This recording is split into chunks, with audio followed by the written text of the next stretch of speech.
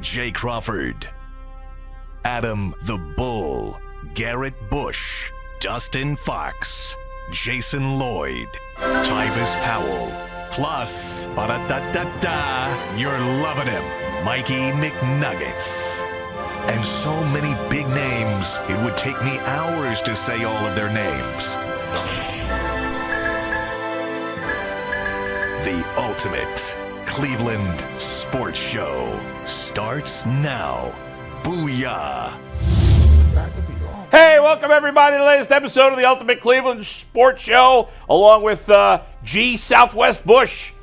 Southwest by Southwest. You look like we got to, Southwest T? down to Arizona. You mean right Southwest now? what? Southwest T. What's that? BMF. Southwest don't know is I'm out of the loop. I'm out of the. that's Big you Meech's. don't know That who Big Big Meech Meech's is? brother. I don't know who Big Meech is. I don't know who Little Meech is. Do you know who Larry Wait Hoover? a minute. How No. you, wait a minute. You sit there and you know all about. That's Tyvis Powell, by the way. You know all about power and all that, but you never That's watched crazy. BMF. No, I didn't. I didn't watch Power. I watched Snowfall. Snowfall. Oh, Yeah. there we go. I think I started Power. Is Power the one where it's like he's got a white partner or something? Or Yeah, Tommy. Right. Yeah. Yeah.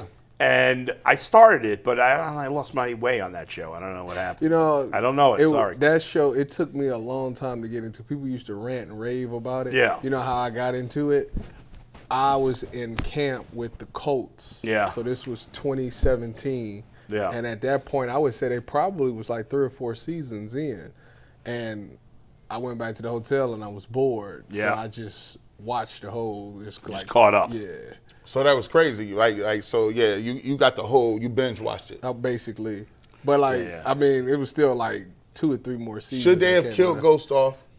No. Oh, gee, with spoilers. You doing I spoilers? mean, they killed them off, Yeah. and then everybody got their own spinoffs. But outside of Tariq's spinoff, the other ones is kind of And now all they doing is bringing everything back. Yeah. It's like the Walking Dead universe.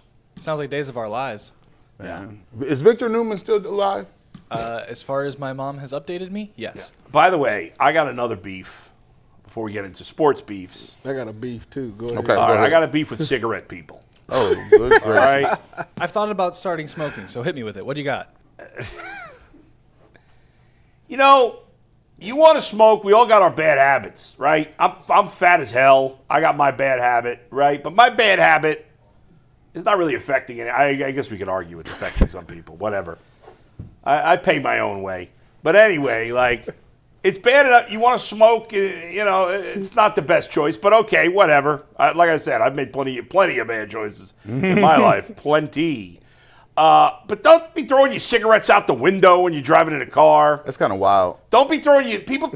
I'm walking out of a restaurant the other day. This guy's walking in, and I don't know for sure it was this guy, but I assume it was because once I walked past him, I noticed there was a cigarette on the ground. It's like that's so gross. What the hell's the matter with you? I think you should just vape. No, vaping is gross. It's all gross. I get it. It's addictive. I'm addicted to food. I'm all effed up myself. I got all kinds of addictions. I get it. I ain't But seen no, don't make me have to deal with your crappy cigarettes. I ain't seen no cigarette butts in a minute. Right?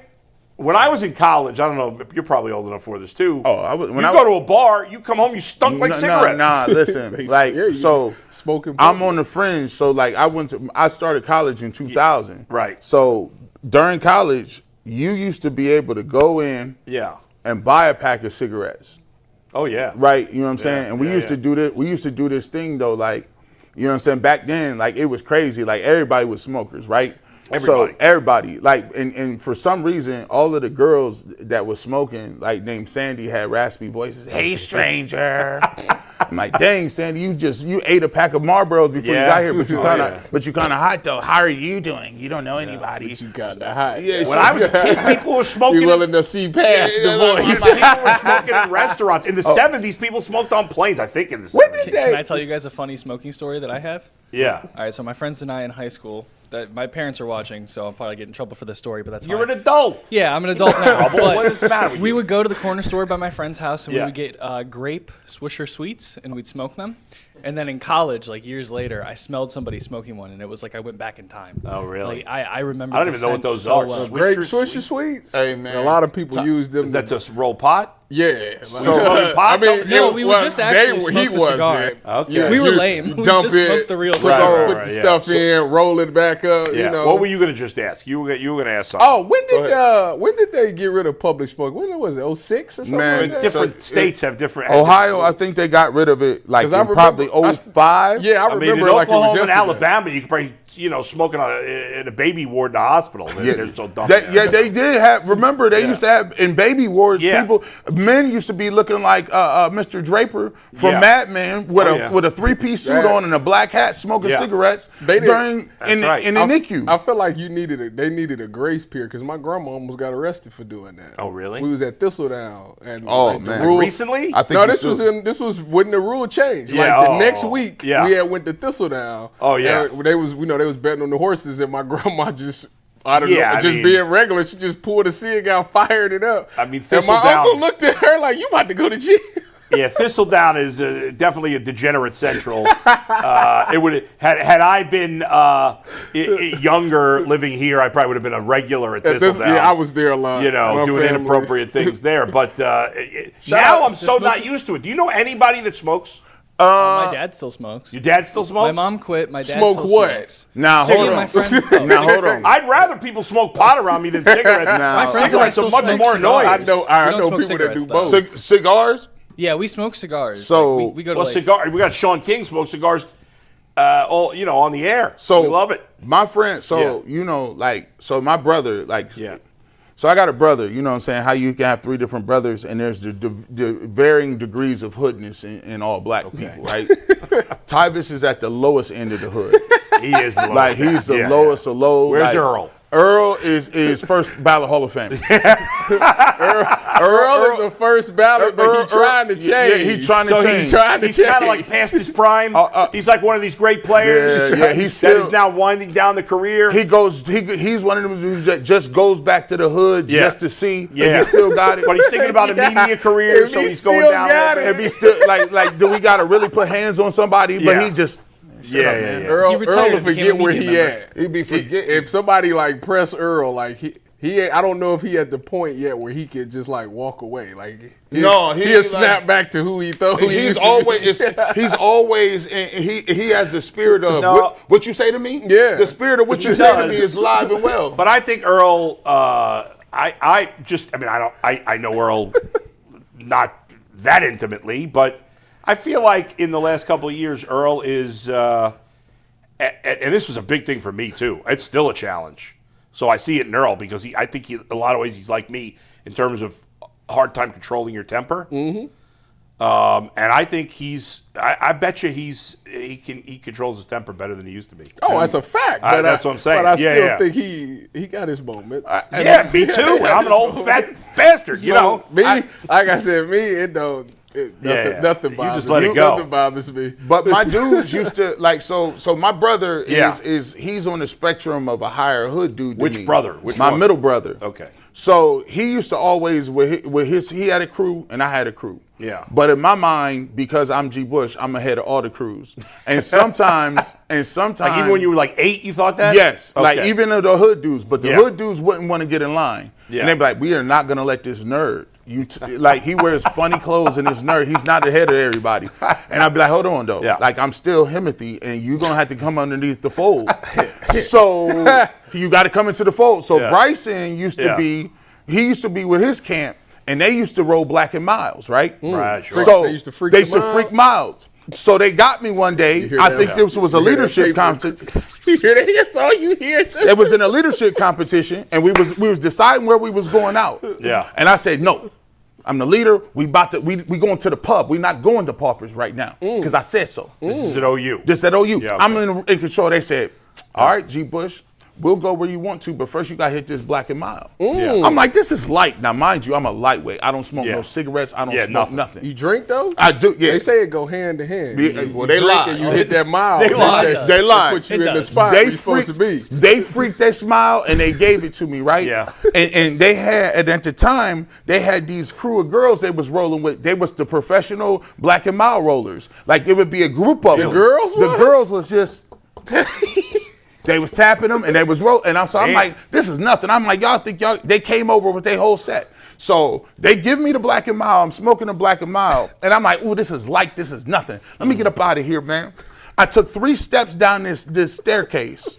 And the whole world started moving on me. It was almost like trying to watch this T-shirt. You know how this shirt is kind of loud? Everything turned into this shirt around me. I said, what the heck is going on? They was laughing. I said, You sure it was just? yes, it was. They ain't put They didn't that lace in it with there? tie? They did. I would have paid so much money to hang out with G when he was in college. That black, that black hit different. I went to my brother. Yeah. I said, man, this is on you.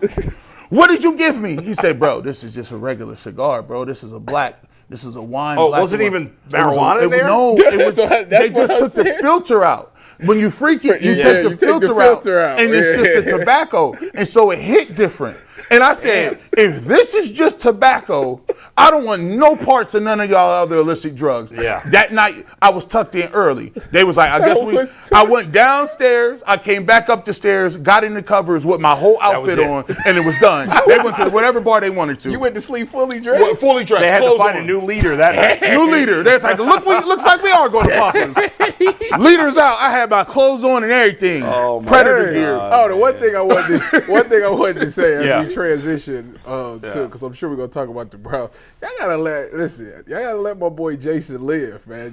Jason was on here yesterday, and he said some stuff that people don't agree with, and like I just see his name just getting slandered on Twitter, and it's like Jason's not saying he said this. Jason is just reporting what he's hearing. So y'all gotta don't bash Jason. You want to bash the people that his sources. That's what you need to be bashing. But Nobody should. they Everybody's entitled to their own was opinion. going at Jay, and I'm like, dang, he just said this is what I heard. You know, we used to live in a country where you could share your own opinion. We used to, huh? Where you know there was freedom of press, there's freedom of speech, and that's being oppressed, unfortunately, by our government in some ways, but also within social media. Nobody wants to have a rational conversation about anything anymore. We just want to choose our sides and scream at each other, and there's Jason, no place I don't for think rational Jason's conversation. on the side. Hey, you can't say. Look. I tell people. I can't speak Jason for him, but I does don't not think that Shedeur Sanders is the long-term. He doesn't think that Shedeur Sanders is likely to be the long-term answer for the Browns. Now, you have every right to disagree with him, but to smear him because of that opinion is unfair. But people are going to do what they're going to do. Whatever. in the game we in, That's going to happen. That's part of it. You can say that you don't think Shedeur is good. That's good. Okay, you can say that. However, if you say that he's the worst quarterback in the century, I'm guessing that some people's gonna come at Well, come but- be a little salty. that is a little left. Well, here's the thing. Based on this one metric, he was the worst. I understand that. It wasn't his opinion. But It was a fact. Yeah, Now, we could all watch with our eyes. We could have different opinions on how good Shedeur is. He clearly is not the worst quarterback in the last 20 years based on the eye test. Yeah, they said that Johnny Manziel was better than him. Based on this one statistic, yeah. I just That's a see, guy. and this is the problem. This is the problem with what I have. This is where I think the beef comes in because so much of All right, let's continue this conversation in just 1 second. Yeah, we are gonna talk about Anthony's got to get a read. We'll get right back to this. Go I do ahead. have some business real quick before I get to my read, guys. Yeah. We are going to do a live watch party again for the Pittsburgh game this Sunday. I don't have a graphic for it, but we are starting as soon as the game starts. It'll be Mike, G, possibly Earl, and myself all watching the game for the whole time. So no post-game show Sunday. We're doing a watch party. And then we're not doing overtime today because we have to record our Friday WKYC show for you guys after today's show. So we're not pretending we're going to be live on Friday. Nah, I'm just going to tell people that we're pre-recording Friday, and then we won't have an overtime tomorrow either because we're doing Ask the Show for the last 30 minutes of the show tomorrow. Right. So if you have Ask Will the we Show keep questions... going past one if there are still questions or no? We'll see how it goes. We might go to 110 then. So for those who don't know, and this is one of my favorite things, Dustin and I used to do this on Bull and Fox. It's one of my favorite segments. We spend so much time talking about sports. Tomorrow, the last show on before Christmas, for the final half hour, as Anthony mentioned, starting at 12:30, we are going to do a segment called Ask the Show. Tyvis, are you here tomorrow? No. It'll be me. I wish I was. G. I did it the one time. Jason? Jason will So be come in. I don't know. I'll be right in Worcester. I'll be an hour away. You don't want to be here. All right, and so we will answer questions about any question you want about anything except for sports. And you say no in politics. Yeah. I just So threw we politics in there. have a community Sports. tab post. What for about questions. religion? Sports, politics, religion, or Whatever. race. You could ask about religion. You could ask about race, too. You can ask about race. You could ask any reason. I won't be here. You can ask him whatever you want to ask him. Hey, Tyvis, I tried to save you. We should bring you in via video. I'm only going to be an hour away. There you go. Maybe All right. we'll have a hit from Tyvis tomorrow. But we have Yeah. a community post page on YouTube where you can Send ask the your questions question, in now. and then you can respond to our tweet if you use X or Twitter, whatever you want to call it. So send us your questions, and we will answer those tomorrow. You All could right, guys. you could ask you could ask a question like, "Hey, G, if you had to play any sport besides football, what sport would you play?" That's fair, but nothing about like sports teams. You know Oh what I'm yeah, saying? listen. are. Hey, listen. I feel like I'm an open book about everything. So there you go. I live We'll on answer TV. pretty much anything. Me do too. too. All right, Anthony. Yeah. Sorry to cut you off. Go ahead. You got All good, guys. NFL Sundays move fast. One big play, and suddenly everything feels different. That's what makes live betting with FanDuel so exciting. You're not just watching the game, you're reacting in real time. With FanDuel, you can place bets as the action unfolds, every drive, every momentum swing, and every highlight moment. Live betting is the best when the game starts to shift. A receiver gets hot, a defense tightens up, or a momentum after a turnover. So, live spread, money lines adjust instantly, player props update as guys heat up. So if you want to be right in the middle of the action this season, visit FanDuel.com and place your bet on all NFL season long. FanDuel, the game moves fast, and so can you. I also have 3 winning tickets today from our friend Darren. He won $928 on the first Who's ticket. this? This is our buddy Darren Smith. He wins every few days. I How does literally he told win him so he might be often? too What is good, he but he doing? won Send the link. 928 on this ticket. Next one, he won 113 on another ticket he sent me last night. Darren again? And then he won 845 on this ticket Wait that a he sent second. me All last night. 3 of these are him? All 3 are him. This dude. Never mind. You can't send me that. I can't. Darren. Bet on, I can't bet on the NFL. I mean, what do you? Well, he's got the Midas touch there. That's like Give me- $2,000 worth of winnings. You on got one of them $45 Cavs worth of parlays. bets. Send it through. He has missed the parlay, Darren. Jeez. All right, let's get back to the What was I conversation. saying? So you say you was like, this is crazy because this is where like I get. Oh, Yeah. I think I was going to. This is where I think I'm kind of conflicted with, what's going on over there is that, like, we're not about to sit here and act like everything is just great with the Browns. Like this EPA thing, we're not going to sit there. It factors these things in. Supposed There's I'm no just way. telling you. There's no way. They There's can't. no way. Like, there's no way Here's that the they problem. factor everything in. Because if you factor everything in, you're not going to tell me that this is the worst quarterback ever. Let me just say this. Obviously, I agree. He's not. He's certainly, That's of course, not the that's worst a quarterback. lie. There's flaws in all stats, right? Just Yes. like there's flaws in the eye test too, because 2 people can see the same thing and look at it differently. Well, that's what there's no perfect stat. There's no perfect answer. Shedeur Sanders is he's a polarizing figure because I think too many people are allowing their emotions about this to cloud their judgment on the player. On both sides of this, I think we're seeing a lot of this. He's my guy. He's not my guy, and you can't say anything bad. I think we're getting a lot of this. I don't do I know that. you don't do that. I don't do it either, but we're seeing a lot of this. Because I'm not. Go ahead, Anthony. Well, I was going to say, this actually kind of ties into the question that I wanted to pose today for the first topic, guys. Depending on what side you're on, what do you think is the best case scenario for the Browns in these last 2 games? Do you want to see Shedeur play well, lock in his spot for next season, and win the 2 games, or would you rather them actually lose out and get better draft capital? I don't know that. If I don't know. If Shedeur Sanders want to be the starting quarterback for 26, like undoubtedly win the next 2 games. I don't know that it's off the locks table. it up. Yes, it does. Yes, it does. Because it knocks you down out of the top. You'd be top 6. Yeah, you definitely. Okay, Dante Moore and Fernando Mendoza are gone, so Right. therefore you're not going to reach. If you decide to package up your picks to get a quarterback, that you putting yourself in the exact same situation that we're in, because now you're one less player that you could have gotten to help your roster. So to me, it would be asinine to do that. But if there's whoever the GM is, whether it's Andrew Berry or something else, isn't there a possibility that whoever the GM is doesn't think Shedeur's the answer? Oh, that's absolutely. And could just bring in a veteran to be the quarterback next year? That's not what money. They do got a quarterback. It's Deshaun Watson.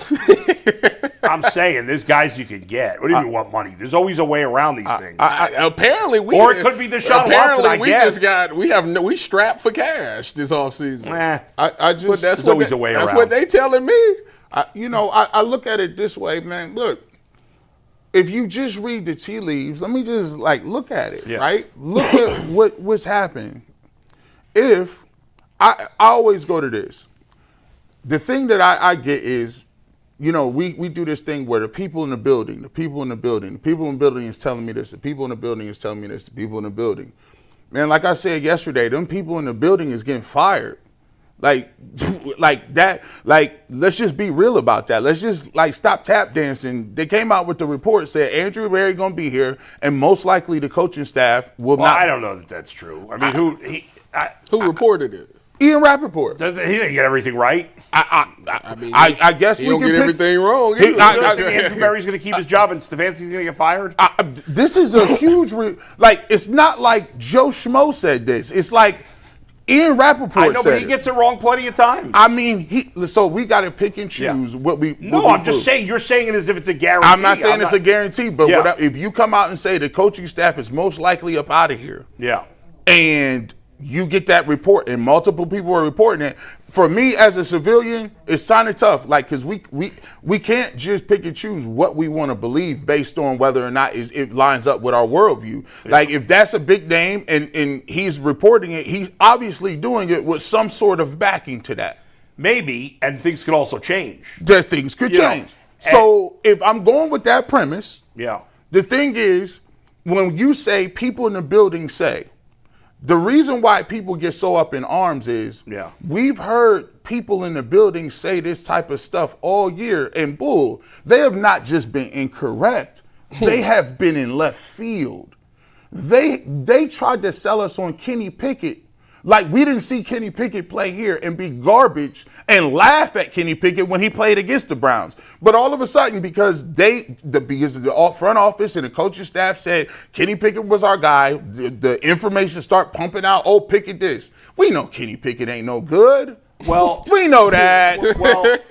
But then why are we going to believe the information now from Ian Rappaport? Well, here's what I'm thinking. What I'm saying. I don't get what you're saying. What I'm saying is, all of the information that they were talking about has been patently, completely false. Talking about the Browns. The Browns. Okay. Not Ian Rappaport. The Browns then said, okay, we're going to roll with Joe Flacco. Okay, that's what's up. Y'all gave him 4 shots, shipped him off to Cincinnati, and then guess what he did? Right. He threw for all these yards. Then you say, okay, hold on. We got the supercomputer, Dylan, top 100 pick. People around the league like him better. We seen Dylan. Nobody said that. Come on. Nobody was saying that. Nobody was saying that Dylan Gabriel gave him the best chance to win. They said that openly. The Browns. Again, the Browns. Right. So here we go. All right. So let's keep this program going. Yeah. Then they told us that if Shedeur Sanders got in a football game, that it would be 3, 4, 5 times worse. Well, only the Browns didn't say that. They said it would be worse. The Browns didn't say that. Well, who you think was telling them? They just all said that? They just came up with it on their own? So when he got in the game, I'm trying to bring it home. 1 or 2 people said it to everybody. These are major figures. What I would say about all of this is that the Browns put themselves in a situation where fans can't trust what they say. That's fair. That's pretty much what it is. Yeah. Because of again, I've already pointed out the 2 biggest lies that Kevin told this season. And then you think about, there's also become this feud now where you got the old school mind of football who can look at the game and say this person is good or bad. But then you got the analytic people that say, well, analytically, this guy's good or bad. No, and the problem with that is we've been dealing with analytics for 6 years, and it's right. But every team uses analytics. Yeah, but but you know the Browns are like right. But what I'm saying is the leaders of it. I don't know that they're the leader. If they were the leaders, they'd be good at it. The Eagles are the leaders of it. Well, they're second. Yeah, we have done nothing for 6 years but try to be what the Eagles are, and for some odd reason, the Eagles get it right, and because they have good people who are balancing. Because the smart teams balance analytics and gut. No good team is just using gut. Well, don't listen to that nonsense. But also, I heard Darryl Ryder yesterday say Kevin Stefanski's not even deciding whether to go for 2. It's just the analytics team. I don't believe that for a minute. And by the way, it better not be. If that's true, then Stefanski should be fired for allowing that to happen. That would be disgraceful. There's no way that I can't believe that that's true. I had a problem with Nathan Zagura came out. Yeah. And we had a problem with how many carries Nick Chubb was getting. He came out and said the analytics department has partnered with the coaching staff, and they believe that Nick Chubb has diminishing returns after 16 carries, and they like to keep him in that range. And I said, honestly, what? Who said this? I mean, Nick Chubb most years was like 3rd or 4th in the league in touches. But here's so that was overstated. No. What I'm saying is the context is when you are in the middle of a football game, I don't need some dude with a Palm Pilot calling down, talk about, Nick Chubb has 18. He's there. Don't tell me about the 16 carries. Nobody wants Give him the ball. No, nobody wants that. But okay, Tyvis. So you're a neutral observer. I am very. You're not. I am always Switzerland. Now he said, you're neutral. I'm biased. Go ahead. Has Shedeur Sanders, in your opinion, forget who's coming out, forget who they might get. Okay. In your opinion, what you've seen from Shedeur Sanders, if 10 means you're sure he's going to be a good quarterback in the NFL, and 1 means there's no chance he's going to be a good quarterback in the NFL, where are you as of what you've seen so far? I am I'm like on the 6 or 7. 6, 7. Yeah, I'm somewhere there because the thing about Shedeur is, again, you can't deny the fact that he's gotten better week to week to week, right? So, no, it's been up and down. Whatever, it's not been straight line, which it never is. Sure, it never is. Like I said, he's a rookie. There has been improvement. He's given me moments where I was like, man, this dude's playing quarterback as good as anybody in the league, and then there's moments where I'm like, I don't know what you're doing on that one. So. Obviously, it's always chasing consistency. I always tell you, as a young player, you always want to be consistent in what you do. And I just can't deny the fact that, like, given some of the circumstances, like, I don't know. See, my problem with this is I don't know if I'm like, is it because I've been watching the Browns for so long? Like, for example, you've lowered your standards? Yeah, for example, like, the whole thing this year was about 20 points, getting to 20 points. Yeah. Shedeur has eclipsed 20 points, 3 times? 3 times out of his start? 3 times. Like, to me, if a team gets 21 points, to me, it's not like, the game's over. But with Dylan and Joe, I was like, it's over. We not scoring that. Right. The fact that he's doing that, like scoring 20 points, and gives me that hope with what he has to work with, to me, it's like, well, it makes me wonder, like, man, if he had a good offensive line and if he had some receivers that can win their routes, would that be better? Then the next thing is, well, he doesn't read coverage and all those things well. And it makes me think about, okay, with any young quarterback, right? Not a lot of quarterbacks come into the league just being able to read coverage because the NFL is good. The disguises are are much better than college. But when you get some of these quarterbacks, they usually have at least one guy that, like, if I don't know the coverage, I'm going to him. Like, I'm going to find him and I'm going to give him the ball. You know, Joe Flacco was notorious. Well, when we get Judy involved, that's Fannin. That's the guy he goes to. Right. So when you look at a lot of things, the first thing he does is look for Fannin. But Fannin is not – like, Fannin is good. Yeah. But Fannin should not be your leading guy. Right, like, it's not like he's Brock Bowers or something, or Travis Kelce or something like that. Like, I would love to see him with a wide receiver that wins consistently. So, like, all right, if I don't know it, I can at least go to him and at least get something. Then we talking about him holding the ball and all of those things. Yeah, and then this last game against the Bills, who we came out and we all said before the game, no matter what you say now, we said that the Bills' defense was going to be the best defense that he was going to see, statistically wise, analytically wise. Right. he was going to see. Right. He put up 20 points and had a chance to win the game at the end. But he didn't play particularly good. Yeah, but it's stuff like that where it's just like it's something there. Like, to say that he's the worst just bothers because it's like you can't, like, some of the throws he's making, I'm like, it's something there. But I agree. You cannot, listen, where the angst comes in is, listen, I'm going to tell you, listen, I like numbers and their stats, but I'm going to just keep it a buck. It's something to be said for them folks that's up on that football field. When I do breakdowns and I bring it in, I bring in other cats. I bring Tyvis in to break down the film. And when we watch it, oh, we 100. We 100. We ain't saving nobody. We ain't saving nobody. But let's be fair.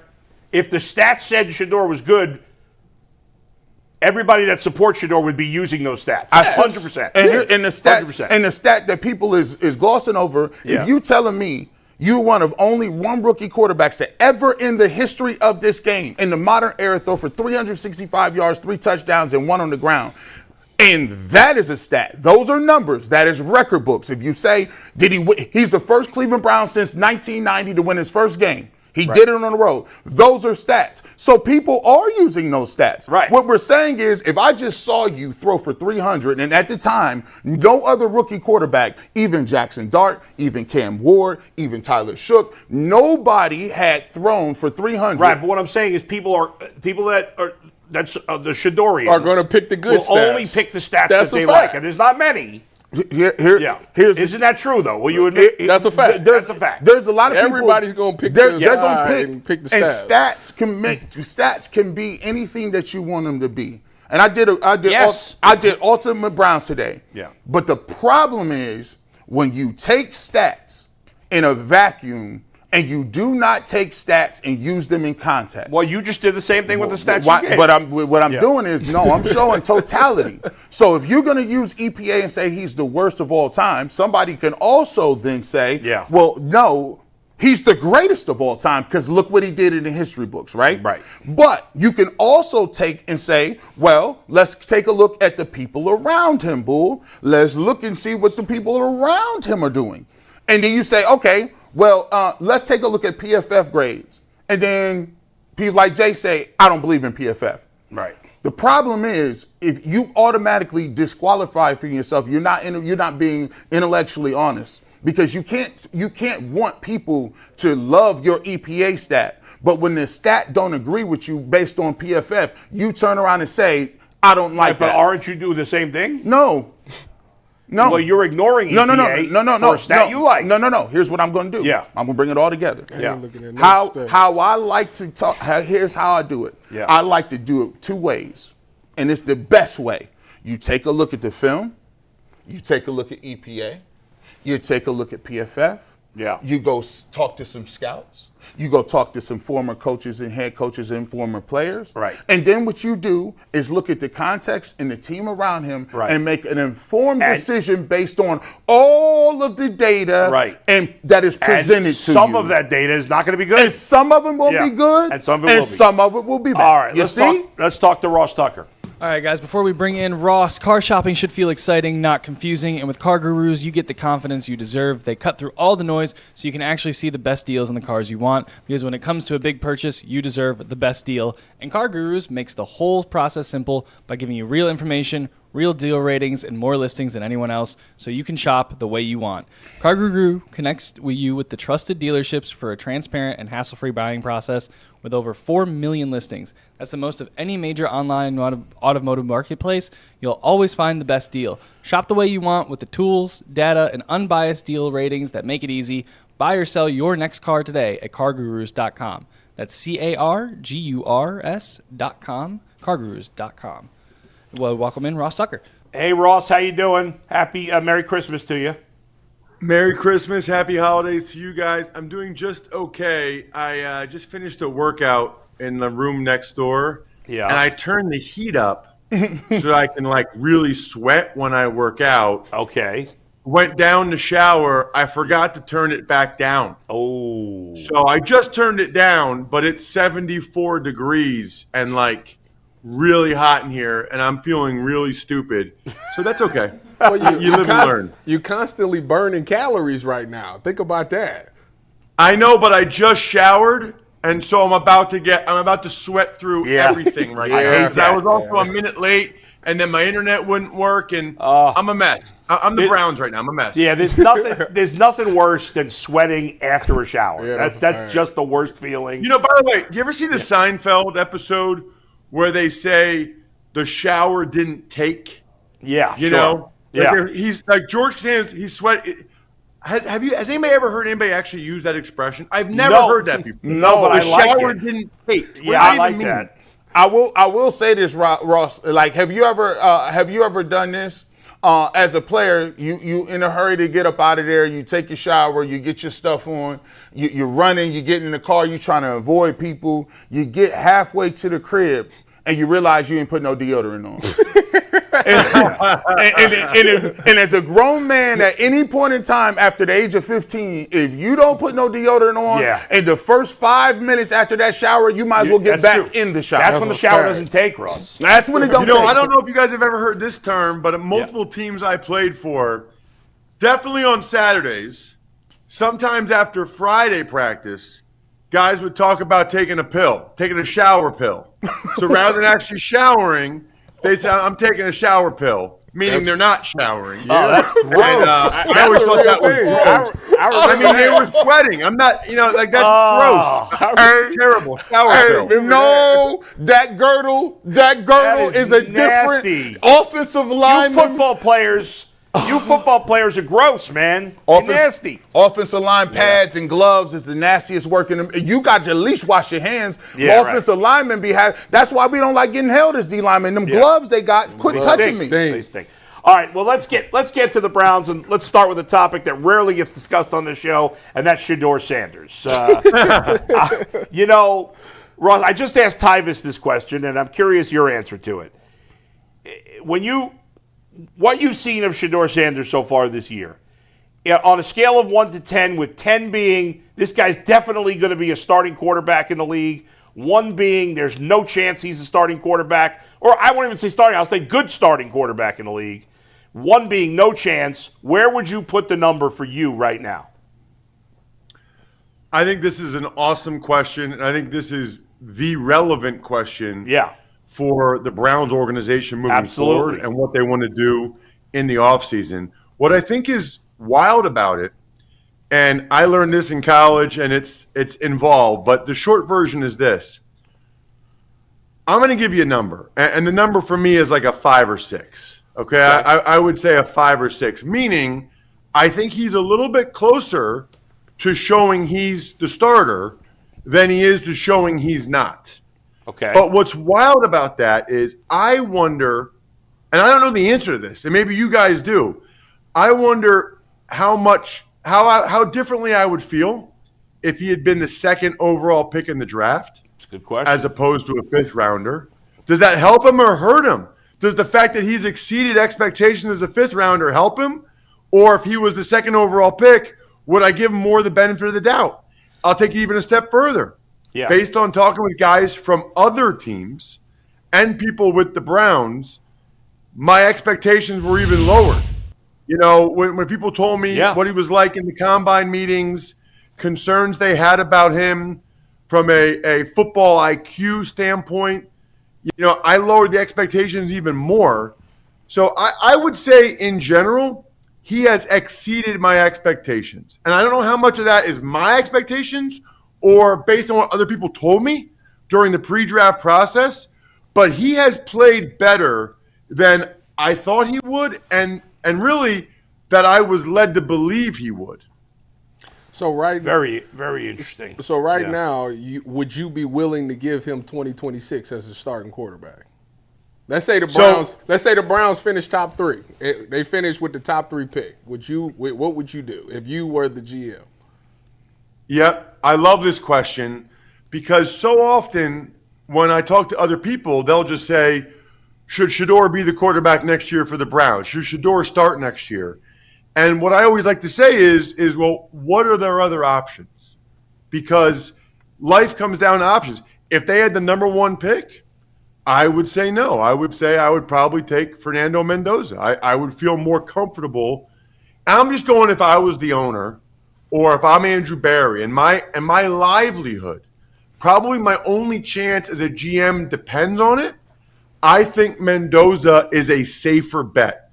Now, Mendoza, I don't even know if he has the same upside as Shedeur.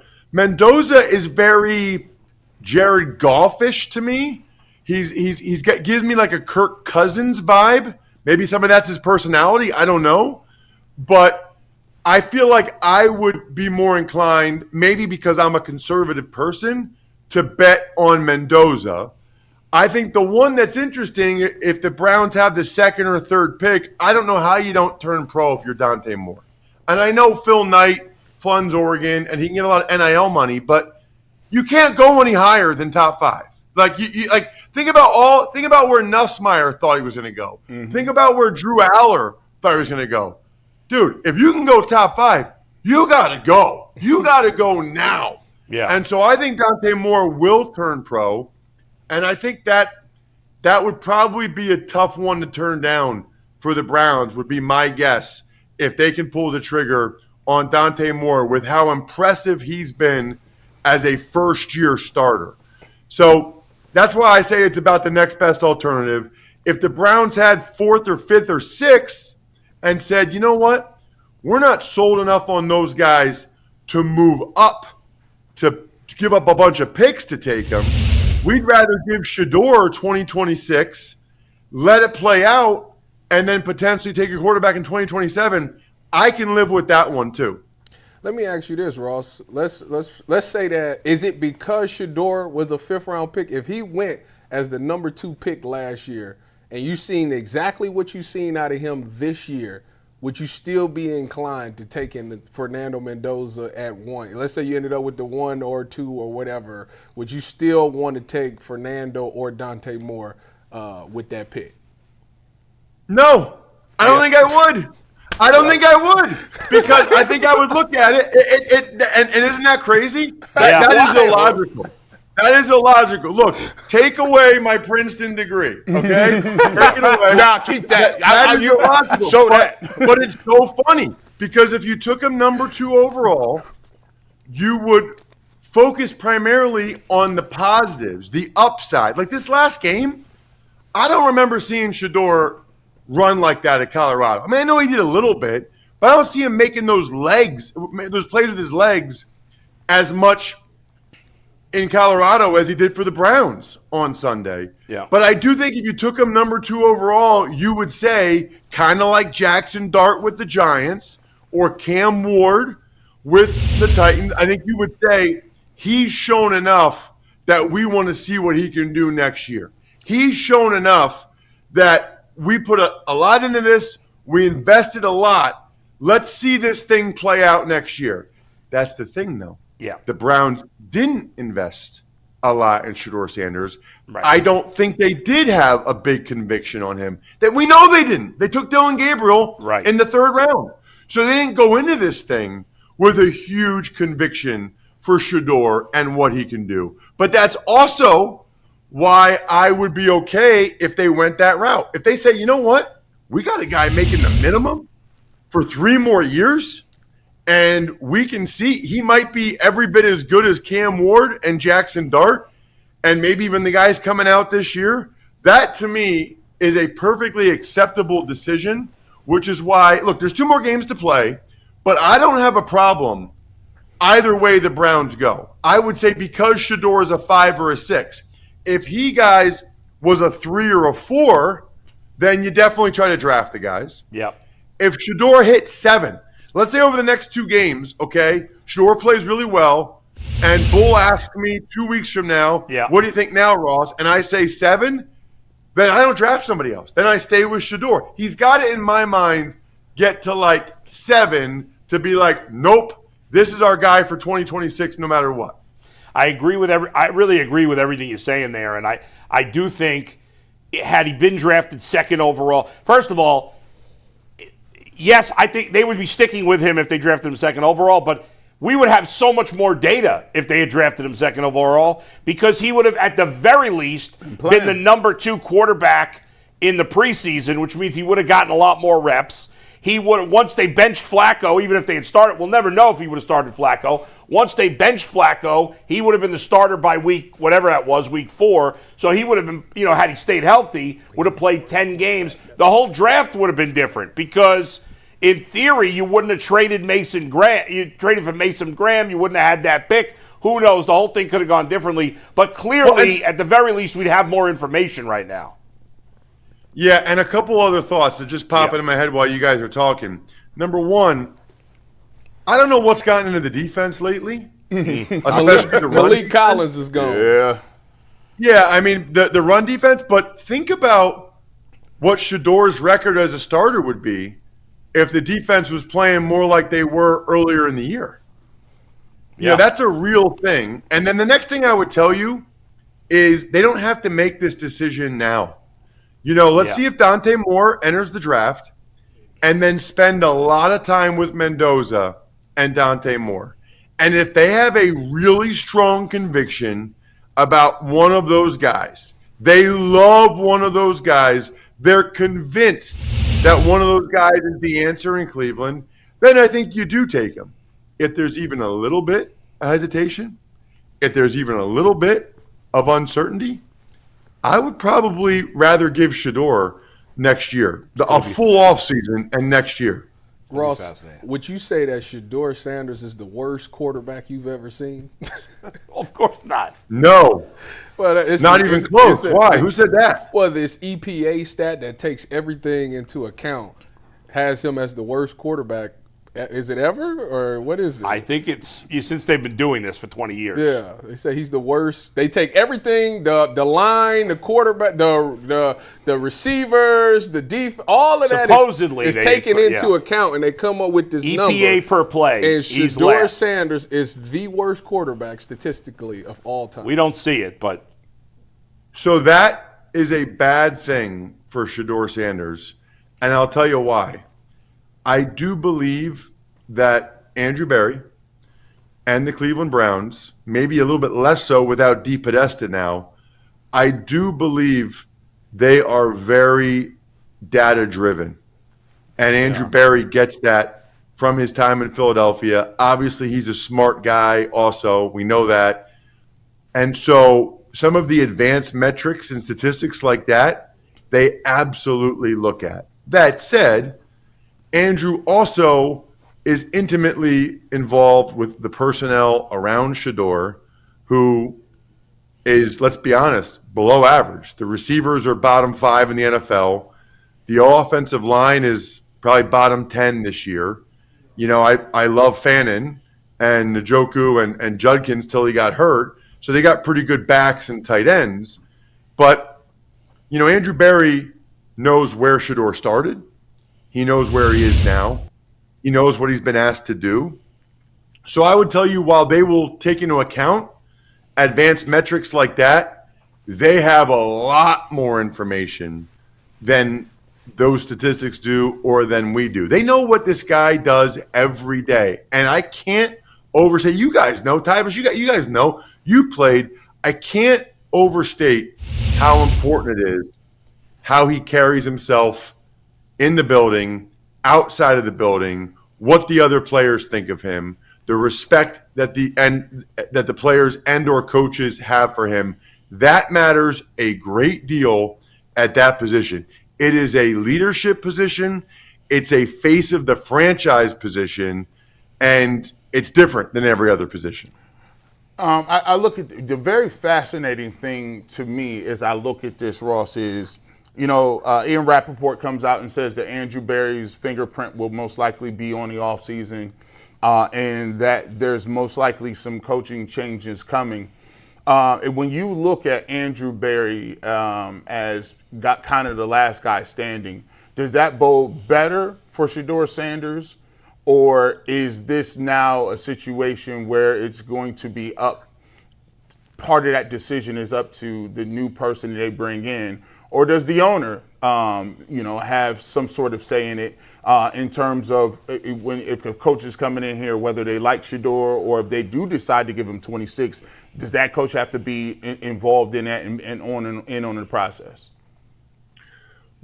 By the way, the Browns are fascinating because, first of all, I would love to know how involved Jimmy Haslam is or is not, because ever since I retired, I've had coaches tell me stories about teams I played for where the owners were involved. We had no idea, but that's why this quarterback got traded or whatever, ownership decisions. I think that happens more often than people realize. I also think, what did Jimmy Haslam and Andrew Berry want to hear? Let's say they move on from Stefanski, okay? And they're interviewing head coaches. If you're a head coach candidate, you got to find out what these guys want to hear. Do they want to hear that you think Shedeur is the guy and that you want to work with Shedeur? Do they want to hear you say, I can make Shedeur a top 10 quarterback? That's my job. Give me the job. I'm going to do it. Or do they not want that? Do they want a guy that's going to be truthful in his mind and say, no, he's not the guy. We got a top 3 pick. We got to take one of these other 2 guys. I am fascinated because some guys, when they interview for these jobs, they just tell it like it is, like Mike Zimmer, which, by the way, is a big reason why Mike Zimmer didn't get a job for years and years. You know that, Bull, is because he told it like it was, and owners didn't want to hear that. Other guys will tell the owner exactly what they think the owner wants to hear. I guess the interesting aspect of that is if you're Andrew Berry, most decisions are made in this league based on self-preservation and one's own self-interest. So if you're Andrew Berry, do you think your better chance to survive 26 and get to 27 is to surround Shedeur Sanders with the best team possible and try to win as many games as possible? Or do you think your best chance to keep that job is to draft Fernando Mendoza or Dante Moore in the top 5, have them show promise, have them appear to be the long-term answer, and then, you're coming off a great draft in 2025 and getting the franchise quarterback in 2026, you're probably in a pretty good place.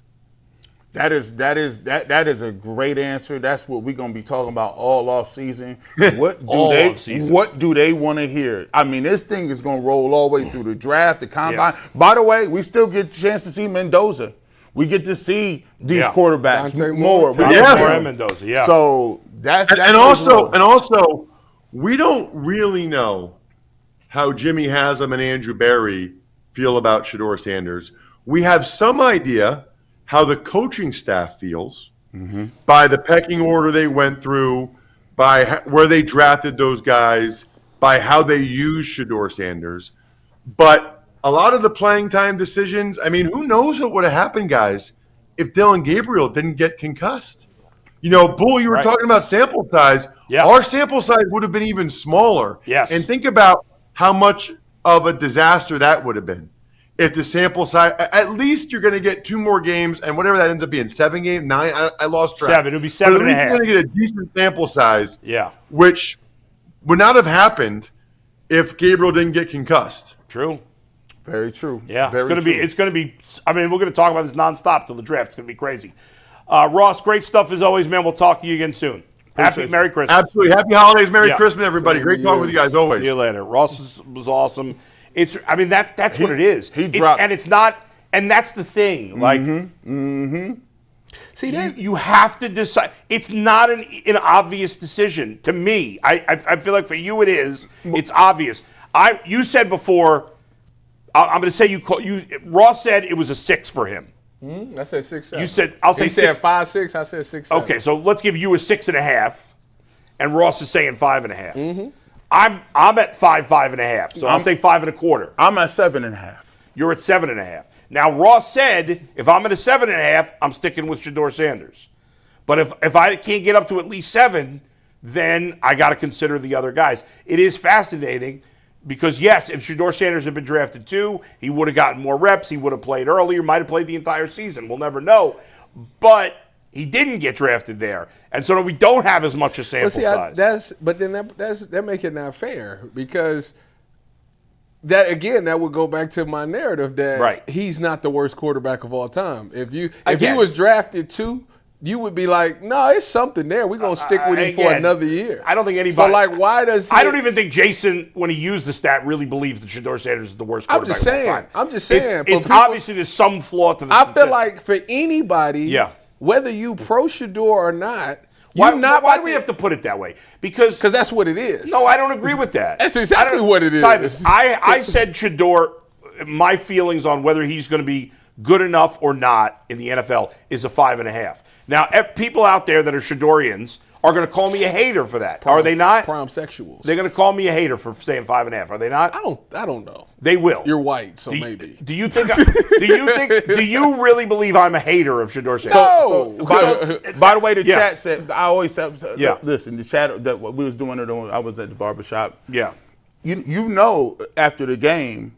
I spent 15 minutes telling people what I didn't like about Shedeur's game. Right. I said I wouldn't even be if somebody gave him a C+. Yeah. I was like, he got to get rid of the football. He should have threw that ball. Yeah. And they super chatting and say, now when you go back to UCSS, you tell them that the culture did not kill you for that. We spoke for a whole 2.5 hours, and you made it to come back and tell. Now, I just think sometimes, look, man. Stand on what your business is. They'll respect you. And that's what I'll do, G. But I just wanted to be fair. But I think there are people, and I think I'm one of them, that is being fair. I'm not sure. Why can't I say I'm not sure? I'm not sure. You can. I'm not sure. I feel like there's not too many people that can say, guarantee, hands down, yes, this dude is going to be a top 10 quarterback. I don't think anybody's comfortable saying that. The Browns are in a weird spot because you have a quarterback that, at least from my perspective, I don't know what their perspective is, he could be the guy, he might not. You have a high enough draft pick where you could draft some guys. They might be the guy, they might not. I don't know. He just go out there and win these next 2 weeks. That probably goes out the window. Let me show y'all how this be working, fellas. See, this how I get it because people go back and forth. Yeah. When I said Deshaun Watson was getting 4,500, did you think that it was rosy out here in these streets? You think people didn't heckle and the Duke and knee jerk 4,500? Deshaun Watson can't even stay on the field for 4 or 5 games. Yeah, well, it is what it is. It is what it is. But you live. Sometimes it's like in Friday. You live some, you win some, you lose some. But guess what? You live to fight another day. The reality of the situation is this: if you use hyperbole, if you use the worst of all time, you're going to get a little based on that one thing. But let me ask you this. This is it. What I thought was really interesting. One of the things Ross said right away, because you referenced Ross earlier in the show by saying, hey, because Ross was the one that said, hey, if he got in there, it'd be worse than Dillon. And what did he say? That's what he heard. That's what he heard. They was telling him. See, come on back. And he said he was misled. He cleared his name. I said, now go back. G. Boy, come on now. Hey, listen, I need Evan. Come on in, Evan 419. I wasn't tripping. But come on back. The truth is, he heard there are football people that think he can be a good quarterback, and there are football people that don't think he's a good quarterback. That's true. There is mixed opinion on Shedeur Sanders, true. And I don't think there's a certainty, and that makes it. And Ross just said that the people inside the organization told him and made him feel like it was going to be worse than what it was. Yes. And he's more impressed. He didn't say just inside the organization. He made it seem like there were players around the league. This is where I side with everybody else on the Shedeur side, because it's like the number one thing that they always bring up is the reps. What if he would have got reps in camp? Right. What if he got reps in meaningful reps and things like that? And the funny thing is, when you watch him play, the more reps he gets, and that's for anything, the more reps you get, the better you get at it. Sure. Yeah. Now, when it comes to this whole, now the narrative is that he can't read defenses and all of those things. Right.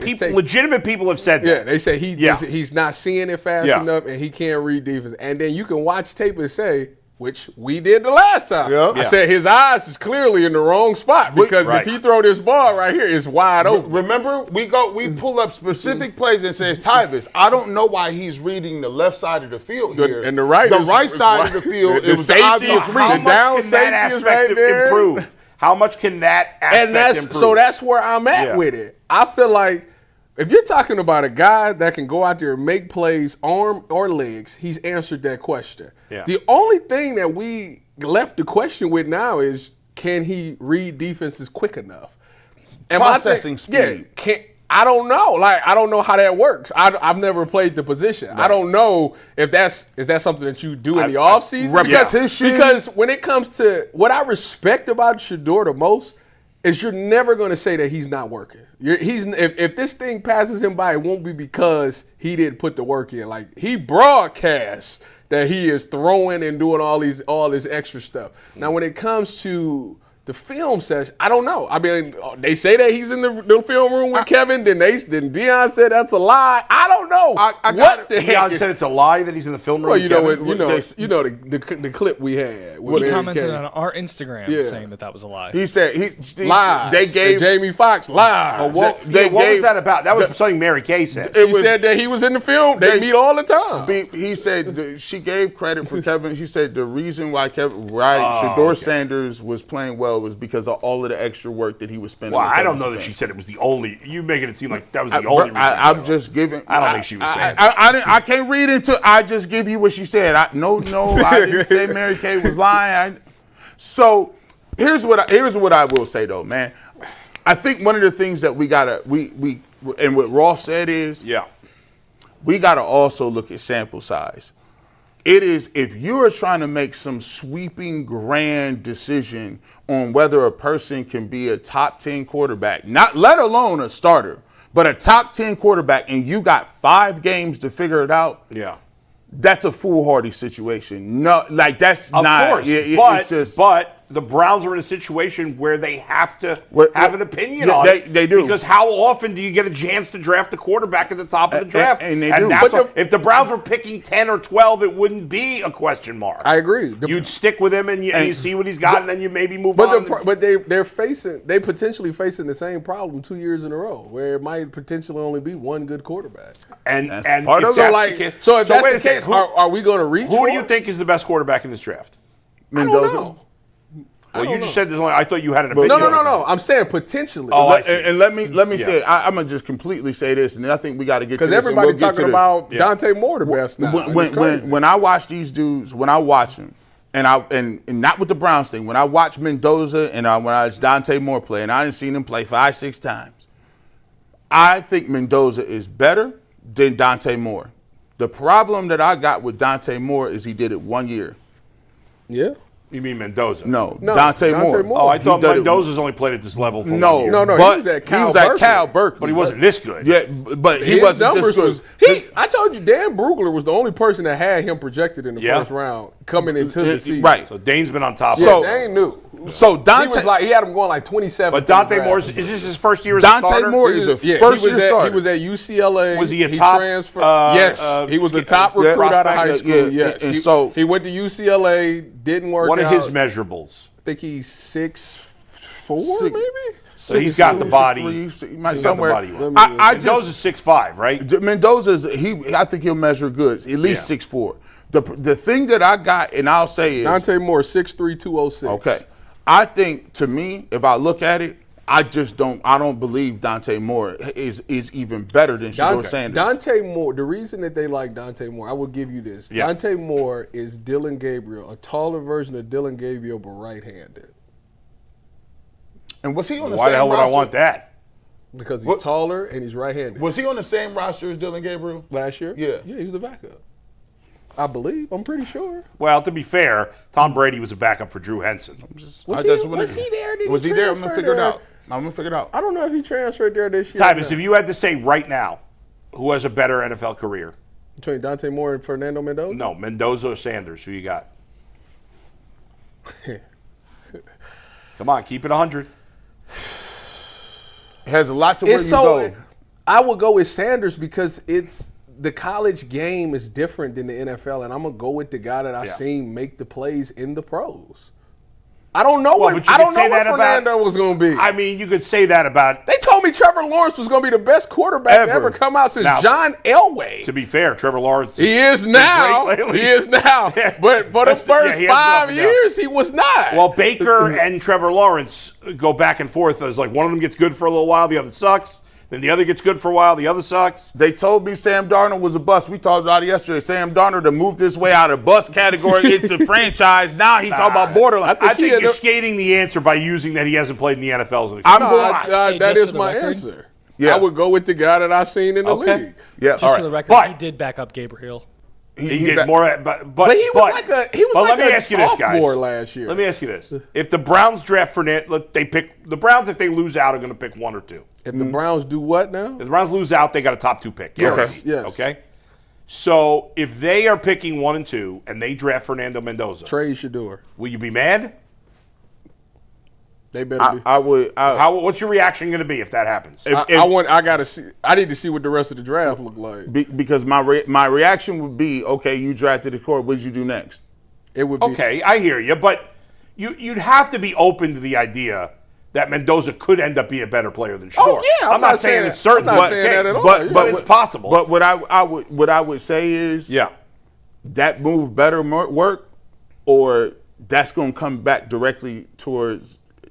At that point, it's if I'm drafting Mendoza, I'm trading Shedeur. The only way it would come back to haunt you is if Shedeur's good somewhere else. No. How many games? I think.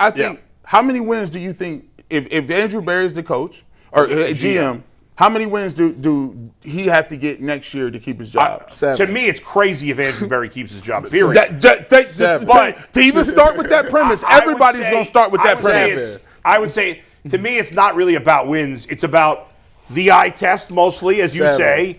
How good is he? You got 3 wins 2 years in a row. The progression. How many?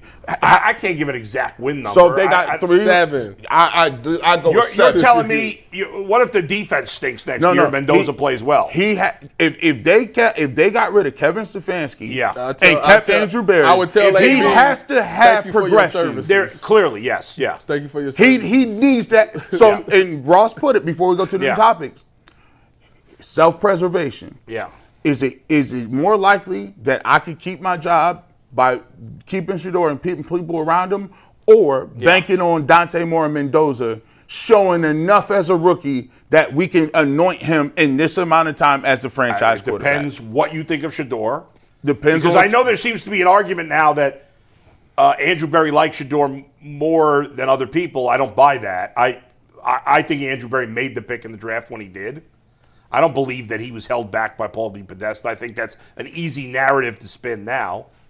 And what he thinks of these current quarterbacks. And maybe Andrew Berry thought he was a 5th-round pick in the draft, and now he thinks he's better than that because of how he's played. We don't know. This conversation is not going to end at any time. 3 months. It would end in 2 weeks if they win these next 2 games. It's done.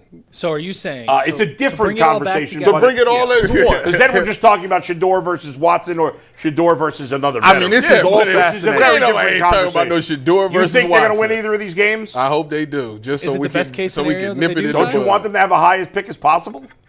No.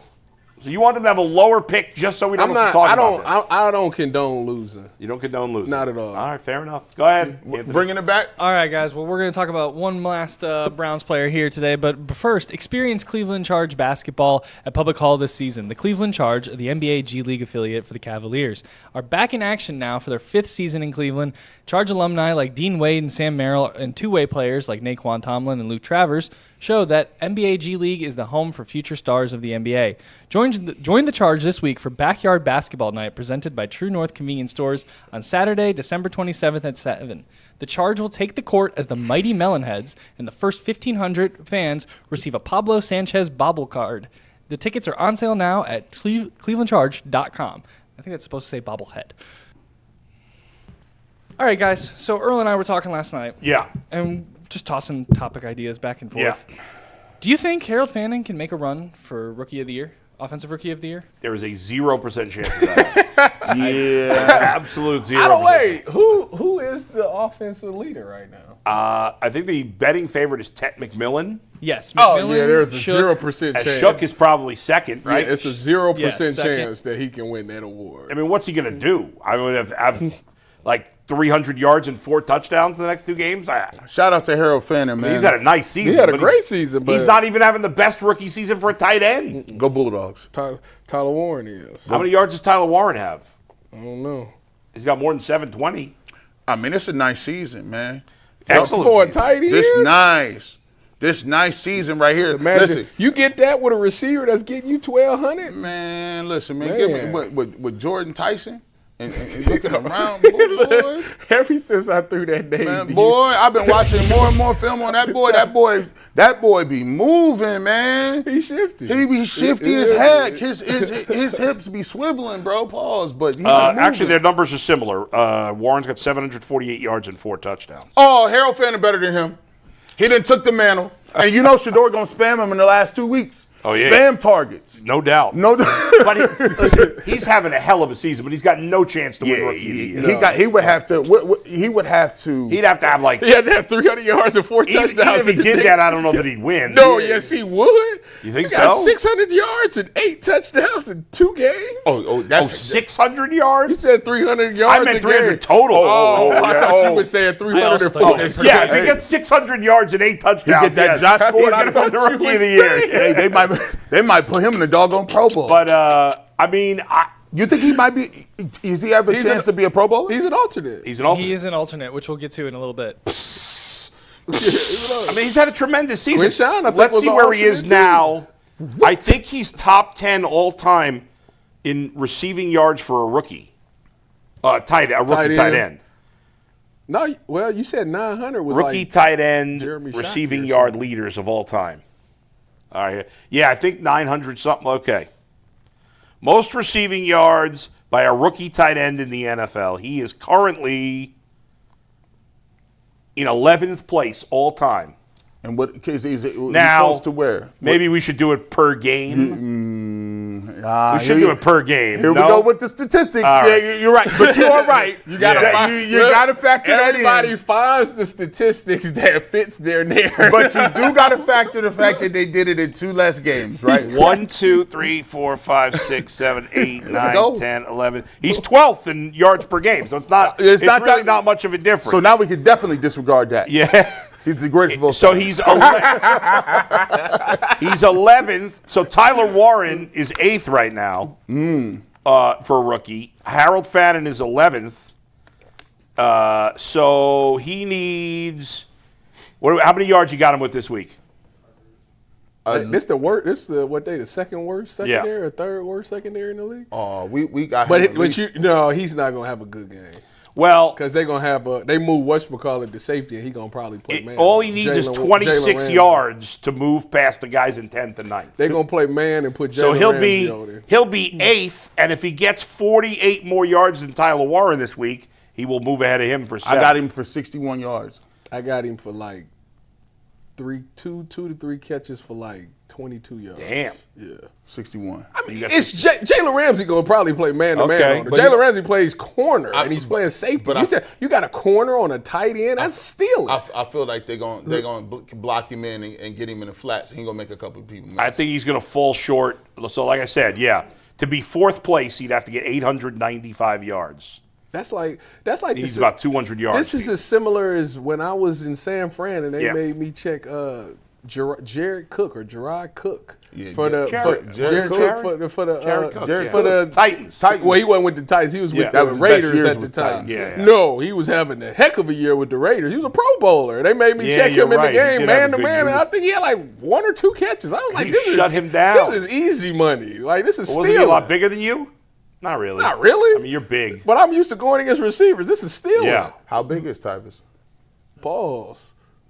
What's wrong That with was you? crazy. What's wrong with you? That's crazy, bro. Oh, that's wild work. Like, man. listen, wild work. and it was a delayed wild work. I was like, Yeah. 1,000, 2. Dang, that's crazy, G. Bush. I was really on some like, real height type thing. Yeah. Like, you know what I'm saying? I was ready.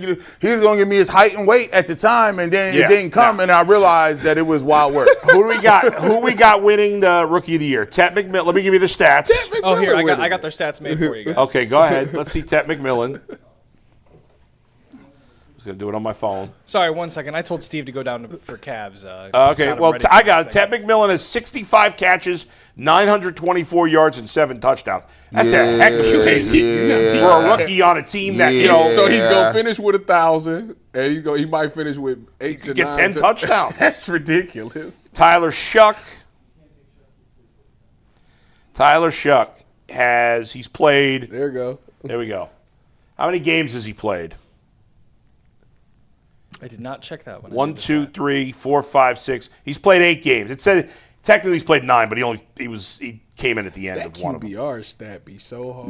9 games? He played 9? Nah, 8. It's 8. It's 9 is no. Okay, he played 8. He's played 8 games. So 1,700, right? 1,700? Yeah. All right, so how many Yards per game? Yeah. 8, 16. That's like 220 maybe. I mean, that's not. His numbers aren't great. They like the Browns. About 200. He doesn't have much yards. around him. Olave certainly better than what the Browns have, but Right. Browns have better tight ends. I want the Browns to trade for Chris Olave this offseason. I would take him. Yeah, I mean, sure, but the only thing with him, he's been a little injury prone. Is Garrett Wilson Yeah, available? he said that he contemplated retiring at 24. Really? Because of all the Because concussions. of the injury? Oh, how many concussions has he had? I don't know, but he claimed he had a lot. Jeez. Oh, I don't like to hear Yeah, that. I know. I think Tet McMillan should win Rookie of the Year. I wonder. You wonder if people like if the Panthers end up winning the division if that. Yeah. The Panthers were terrible last year. They are in a playoff hunt. They beat the Rams. He was the only one that said I it. got it. Yeah, They got to do it now. They haven't done it yet. I'm not right yet. He got a rookie. He got that.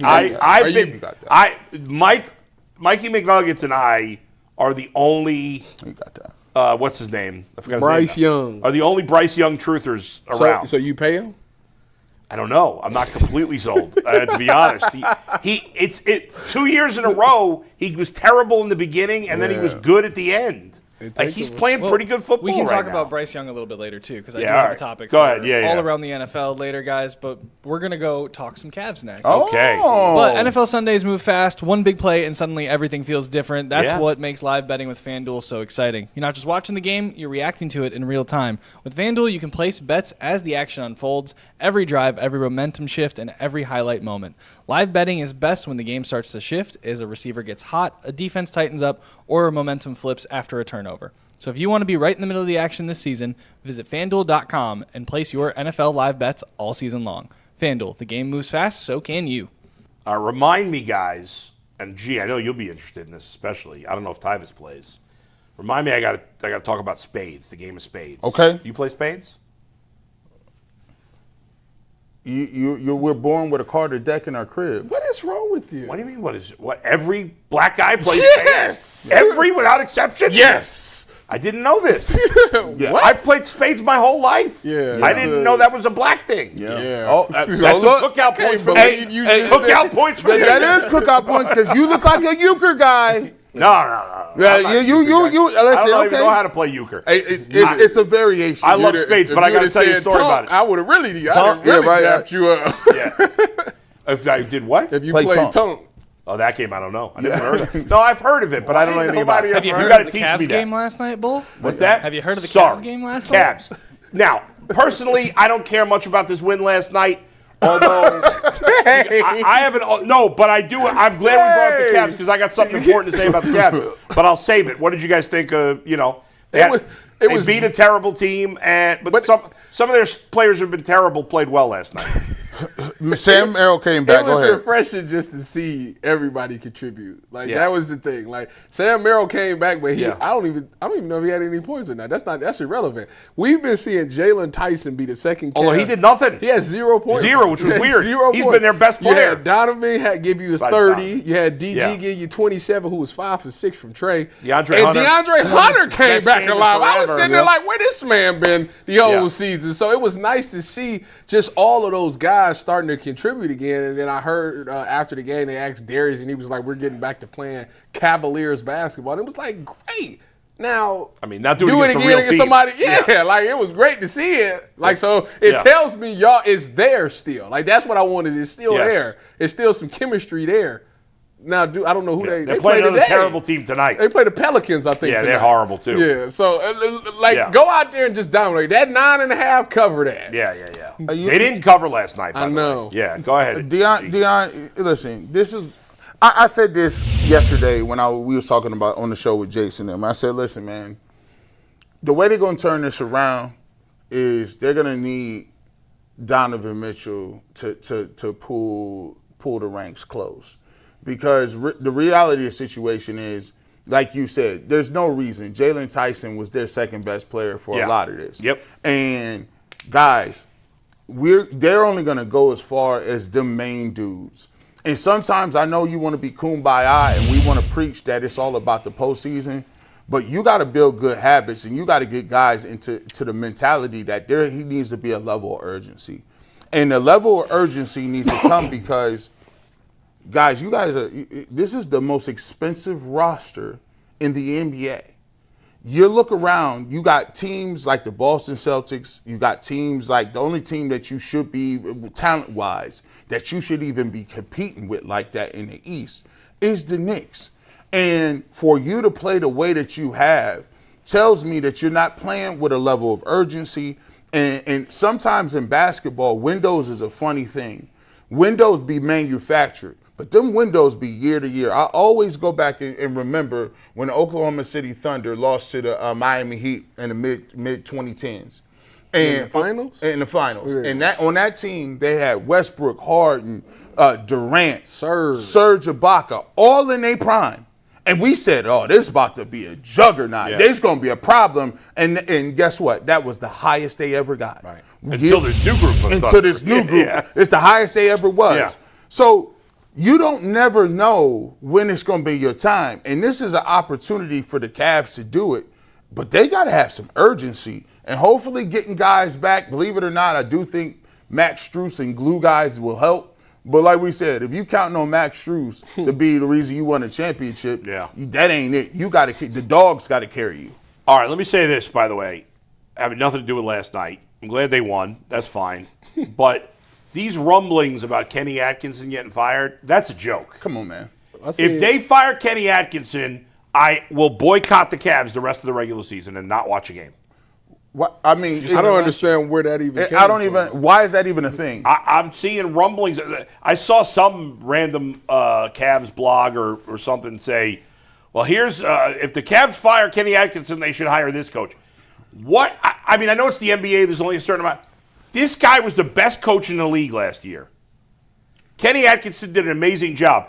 The first half's been bad. You want to put some of the blame on him? Fine. Give him some of the blame. To fire him a half a season after a great I get it. The playoffs stunk. You can criticize him. To fire a guy after a year and a half, as well as this team played last year, would be asinine. It's accountability. Like, listen, guys, it ain't about no coach. No. It ain't about no coach. You got 3 max players. Play like it. Let's go. If you're going to fire anybody, you fire the GM. You know, he put the roster together. Yes. He put the roster together, the pieces, the parts. Ran it back 3 times. like, come on, bro. Like, this is not what it is. And we'll fire Kenny and try to pull some levers. No, Darius Garland. Keep your man in front of you. Yeah. And then in crunch time, don't be running around dribbling, throwing the ball out of bounds. Yeah. Jared Allen, stop letting dudes bully you around and kick you around and look like you got some fire energy. Evan Mobley. Stop crying because they took the reins back from you because you didn't have the offensive game you thought you had. Yeah. If you ain't getting the rock up top dribbling, take yourself down low and get rebound and play better. Let's go. Like, stop all the games. By the way, somebody sent me a tweet yesterday. I got to show you this picture. Is it about Darius Garland getting No, it's about, because you know how I talk. Getting what? That was the rumor that he might get traded to Sacramento. Oh, yeah, I don't believe that. I don't either. I saw somebody sent me a picture, like, because you know how I always talk about I miss post play and old school basketball. And I said how, in a lot of ways, even though I don't really watch it, women's basketball is more like 80s, 90s NBA, like men's basketball. It's closer to it. And somebody sent me this video. There's this girl who plays for some school out in California. This girl, you got to see how she dropped 41 the other day. Did you see what she looks like? Yeah, This girl? I didn't see her. She's a big woman. Yeah. I was like, damn, that's my kind of woman right there. UCLA had a girl last year. She was like, I think she had to be like 6'7", 6'8", and it was a joke. This girl is like, it was a joke. I was like, y'all, nobody's standing. You know what's funny against this woman? Go ahead. I was gonna say real quick to bring it back to Kenny and the rumors circulating around from last night. You can kind of tell there is still a lack of effort. They played a lot better. They made the shots. Yeah. Even Dean Wade was hitting threes last night. Yeah. But down the stretch, they blew, I think, like a 22 lead. Yeah, it was down to 8, and it ended up being for close. the third team. Closer, yeah. They just kind of stopped giving effort. They disappear at times. Yeah, they should have done a lot better against that offense. That, I'm not Charlotte was overly playing. impressed. Well, it's because y'all keep saying that the regular season's meaningless. I think that they realize, you got to think about it. No, that's not an excuse. No, listen. You got to think about this. The foundation was laid by J.B. Bickerstaff, and J.B. Bickerstaff was very hard on 82 games. Y'all got to play solid defense and play hard for 82 games. And by the time they got to the playoffs, injuries crept up, and they was disappointed. I think this is the first year, even last year, they had the record thing going. So they was so intense and locked in for that. Well, they've had a ton of guys injured even without doing that this year. True. So. And I just think this is the first year where it's like they kind of lackadaisical through it all. Yeah. Like you get to the 6th seed, all right. If they telling me they're gonna flip the switch and just to go playoff mode, you buying that?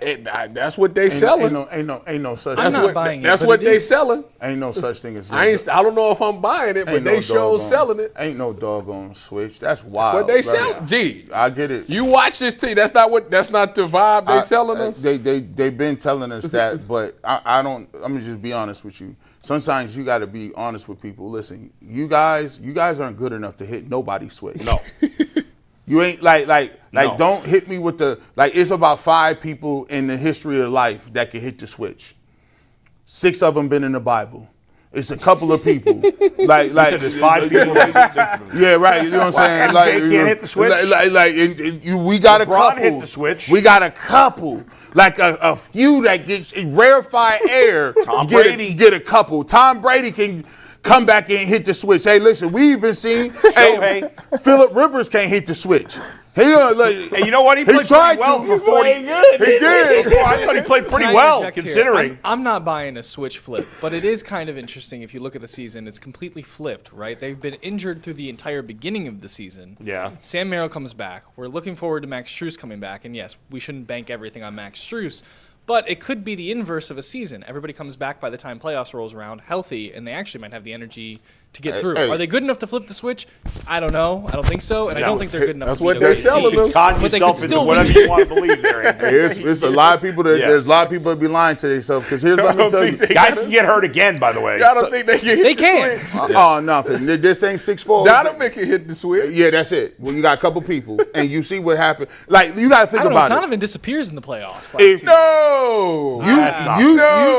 say that. You don't have better talent or players than Jokic or SGA, so you lose the talent matchup, right? You don't have the physical prowess of those teams either, so you lose that. You don't have the fact that they don't have ups and downs. They're consistent. They play the same way each and every game. You lose that. You don't got no problem where guys that you got on your team like Darius Garland just disappeared. You don't got that. And by the way, those teams play without guys like Williams most of the season, or you get guys that are big pieces and they still beat people by 20. Yeah. So you telling me that you gonna wake up and you don't have the talent, the physicality, the system, you gonna wake up and hit a switch and beat them? No. Let me ask you this. Speaking of, you mentioned Jokic. Now, what if they do it? Yeah, you mentioned Jokic.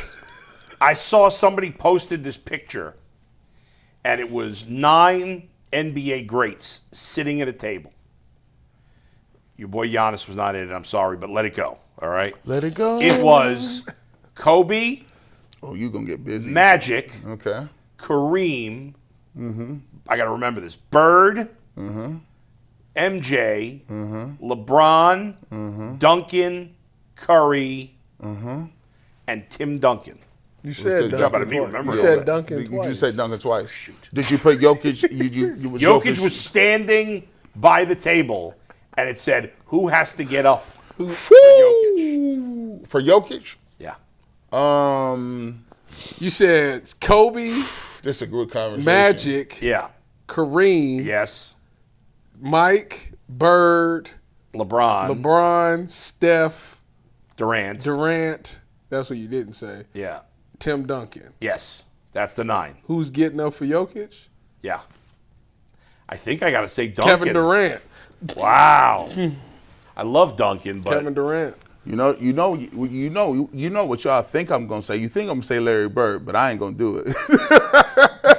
nah. I ain't gonna do. You thought wrong. Kevin Durant. Yeah. I think it's Durant or Duncan, but Tim Duncan Tim Duncan is the got greatest. 4 rings. He's the greatest power I think he forward only of all lost time. one final, and that was He's the the one greatest. that was the Ray Allen shot. And think about it. Tim Duncan was jousting with he faced the Heat. right. How many rings Kevin Durant He faced got? the Lakers 2 or dynasty. Durant got 2. 2, yeah. But he wrote that he was a back passenger on that. Durant got to go. Don't do that. He got to go. The first one, Durant led the charge.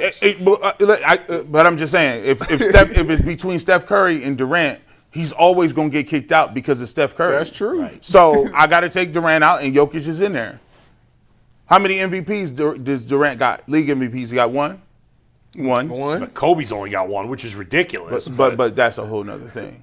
That we not going. Yeah, that's Yeah, another we level. Yeah, that's another. His level. And when Kobe died, he went up 6. He went up He more went 10 levels. points. You can't even mention Kobe's name on the West Coast. Final like that. thing on this. Remember, I don't remember who was here. I mean, gee, you were here, but I can't remember if you were here or not, Tyvis. But we were having a debate like, is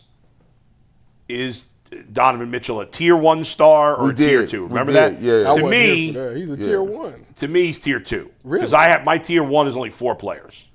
And those are the guys who can flip the switch. Jokic, SGA, Luka, Giannis. That's it.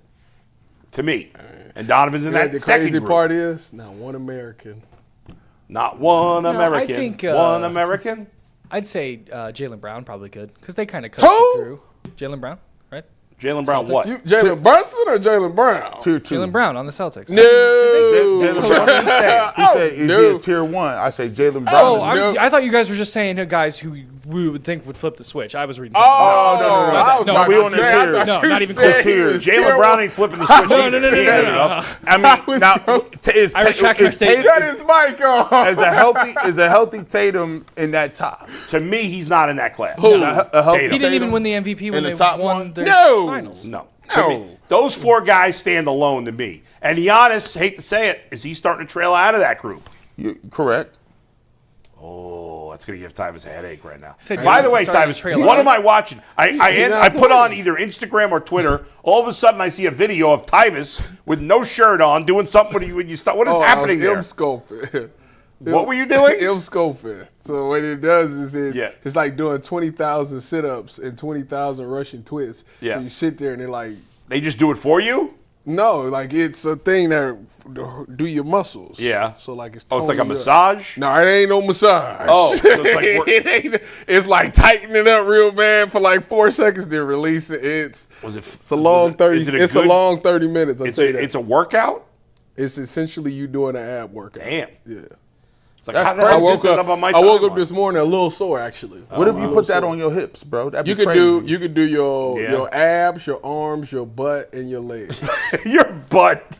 Hey, can you imagine? You'd be like, G. Bush, what you doing? Why your back pocket's moving? I see on Instagram and all I see. Your back pocket's moving up and down. Yeah, I'm just getting them glute work in, bro. Yeah. You know what I'm saying? Summer coming. Shout Before out to Cap. Before we get to our last topic and super chats, I got to talk about Spades for a minute. Spades. So, when I was a teenager and into my 20s, I played spades almost every day, right? In fact, we had a regular crew of four or five guys, and we'd play till 3, 4 in the morning, Right. like in my 20s. I wasn't getting laid. So Still have to play because I got sometimes I got a was, but deck not of very cards. often. What's that? I got a deck of cards. I'll play. So here's the thing. But now I've started playing on this app. You saw me playing the other day. That's how we started talking about it. Is it the Spades Plus? Yes. Yeah, okay. Here's my beef with Spades Plus. I mean, this is any app you're going to use. You could get stuck with a partner, don't know what the hell they are doing. Yeah. That's in real life, too. Well, I used to play, it was like the same 5 or 6 guys. We'd rotate, and so, like, it was all good players. When I play with someone who can't play, like, it hurts my record. It pisses me off. You gotta be kidding me. See? That's what, if you go this to a black one person and you renege, it's over with. This one person you will never touch them dick cards. You know how, I don't know, do you guys call it Nilo or nil, like when you go for 0 and you got to lose? What do you guys call that? Bet blind? Blind, like blind. Well, no, not blind, but you see your cards and then you go on. You toss your hand in. Yeah. I ain't got no space. I ain't got no space. I ain't got no space. We're not about to do that. I ain't got no space. We ain't about to do that. Yeah. If you bid 0, and if you get 0, you win 100 points in this game. I don't know. I toss my hand back in traditional spades, you can do it blind, right? Yeah. But in this game, if you bid 0, if you can't, like, even your partner's got to cover you essentially, and you got so I'm playing with this partner. He bid 0. It wasn't like I bid 0 and maybe he didn't understand the rule. He bid 0, so I assume he knows what he's doing. So I play like an ace of diamonds to start because you get your I want to win and I want to cover. Yeah. And he dumps like I think like a 5 of diamonds. So I'm like, oh, he must not have enough diamonds, or so it's really low.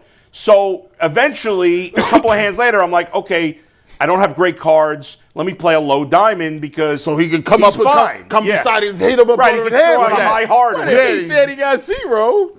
Right. So I had a 7. So I played a 7 of diamonds. And he had a jack, and he won it, and we lost the game because of it. I'm like, "What are you crazy? Why did you throw? Why did you not throw the jack when I played the ace? The jack of spades or the jack of diamonds? Diamonds. He's supposed to throw that jack. It wasn't late enough in the game. But a jack is impossible.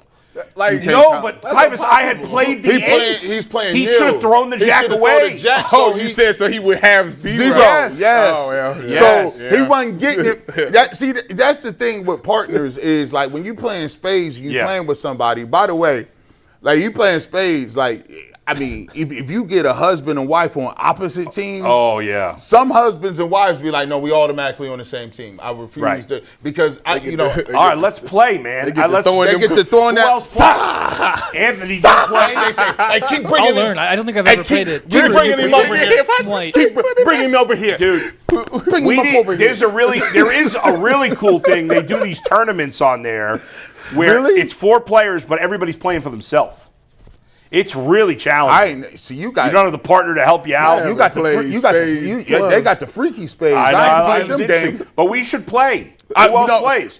You said all black guys play, so I'm assuming Earl got to know how to play. He has to know how to play. Yeah. All right, so let's play the 4 of us. We should play, and that's the best. I got a deck of cards in my bag, and I got some dice that I keep on me at all times. Bro, there you go. You never when you want to throw crap. I don't. A deck of cards and some dice on me at all times.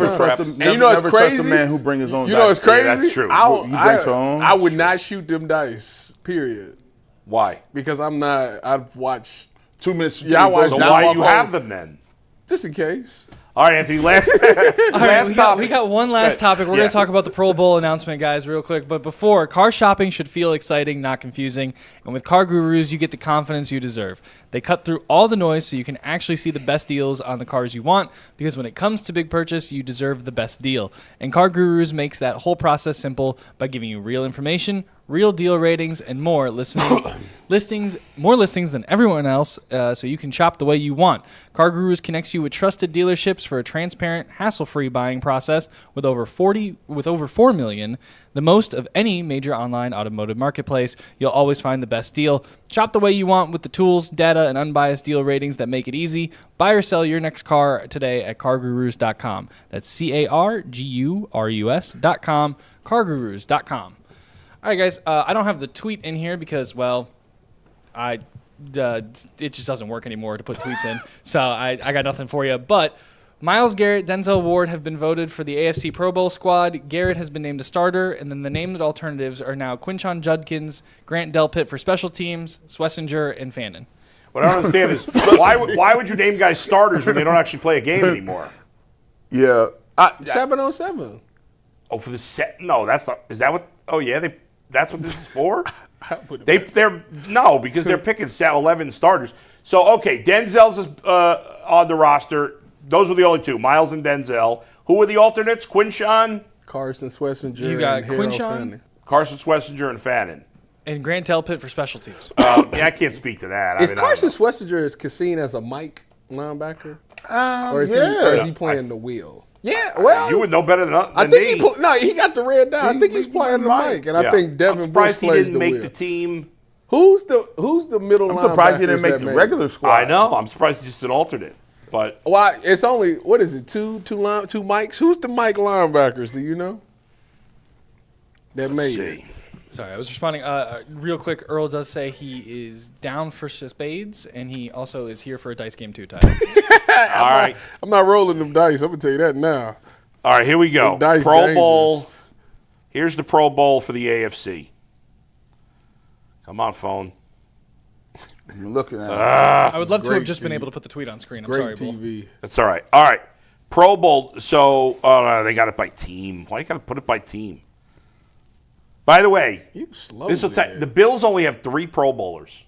Cook, Allen, obviously. Allen, and who else? Deion Dawkins, one of their offensive linemen. The linebackers that made it is Roquan Smith and Aziz Al-Shir.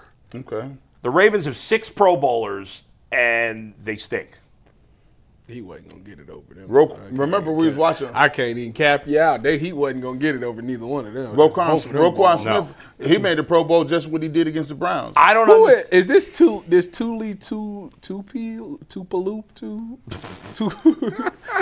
Tuli. The Chargers outside linebacker, he that deal?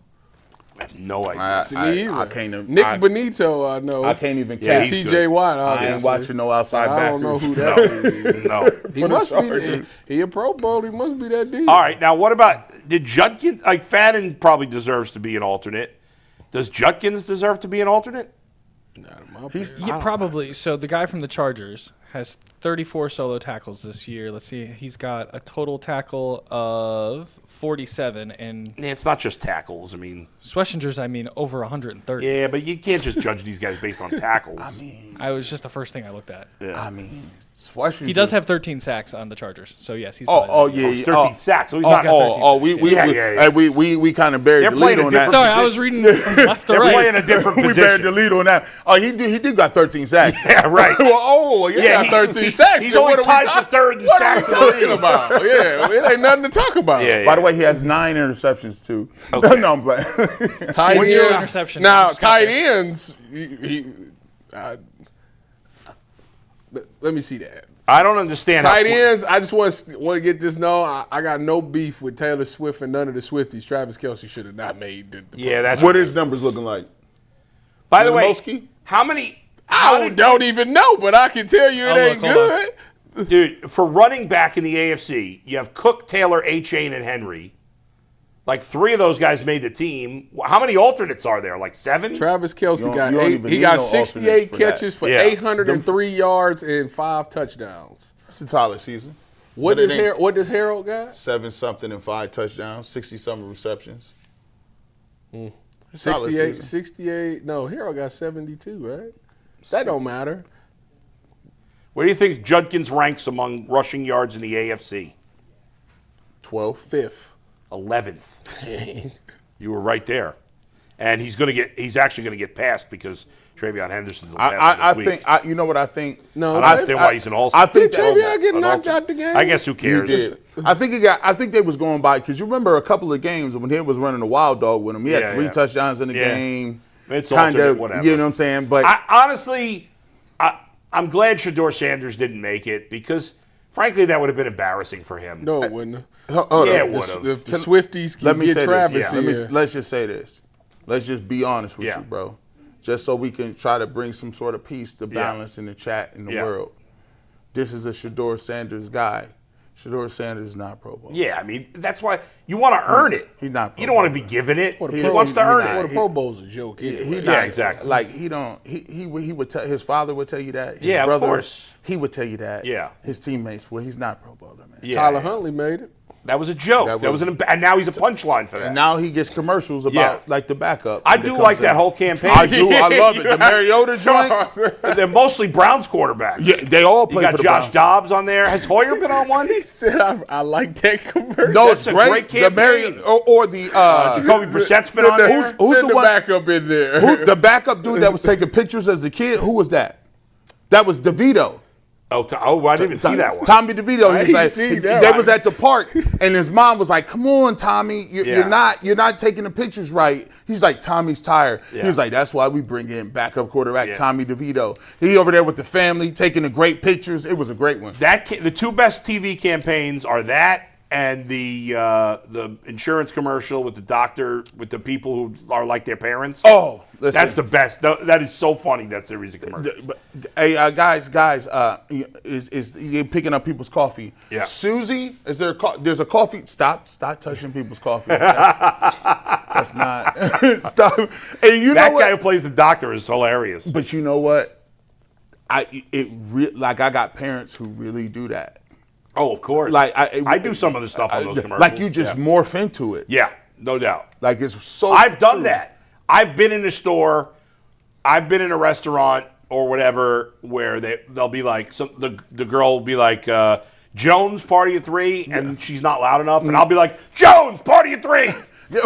Or Bulls. Hey, guy, the line starts right here. Oh, 100% I've done The that. line is here. It 100%. wraps around. You can't see it because that aisle's there, but definitely is behind the lady with the glasses. If you try to cut into the line, if that I'm in, we are going to have a problem. Right, he's like I'm watching everybody. Everybody. You know how you see a person, you're like, that looks like a line cutter. He's- That guy looks like a line cutter. I sound like Larry David right now. That guy looks like a line cutter. I'm keeping my eye on him. Sir, I've never had somebody cut me in line. I don't think I actually have, but I've had people try. They said first class and wheelchair accessible. You are walking, and you definitely are in coach. Please get out of line. That's right. Early boarding. Yeah. This is for early boarders only. Yes. And by the way, we load up planes so stupidly that we should start from the people in the back and move forward. It'd be so much easier. Facts. No.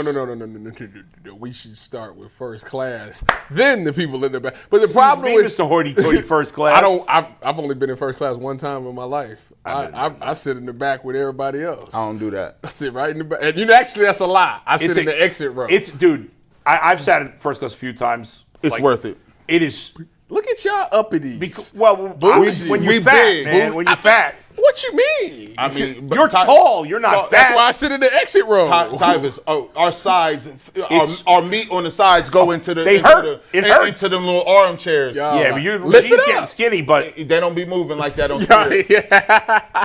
I've never flown Spirit. Ain't nobody told you to fly Spirit. Yeah, well, listen. Well, listen. I feel like the seats are getting smaller and smaller. Oh, Maybe they I'm just is. getting fatter and When fatter. they start making us pay 2 tickets for being big. Yeah. That messed everything up. The belts. Do you get the Fat Man extender? Oh man, listen. Fat Man extender. I'm an extension, man. Extended. That's the extra seatbelt they got to pull out of the cabinet. Yeah. Listen, wrap Because it. Real thing. I didn't know this was a thing. of course it's a thing. How do you think fat people sit in the Like plane? because it You mean to tell me the thing ain't enough? No.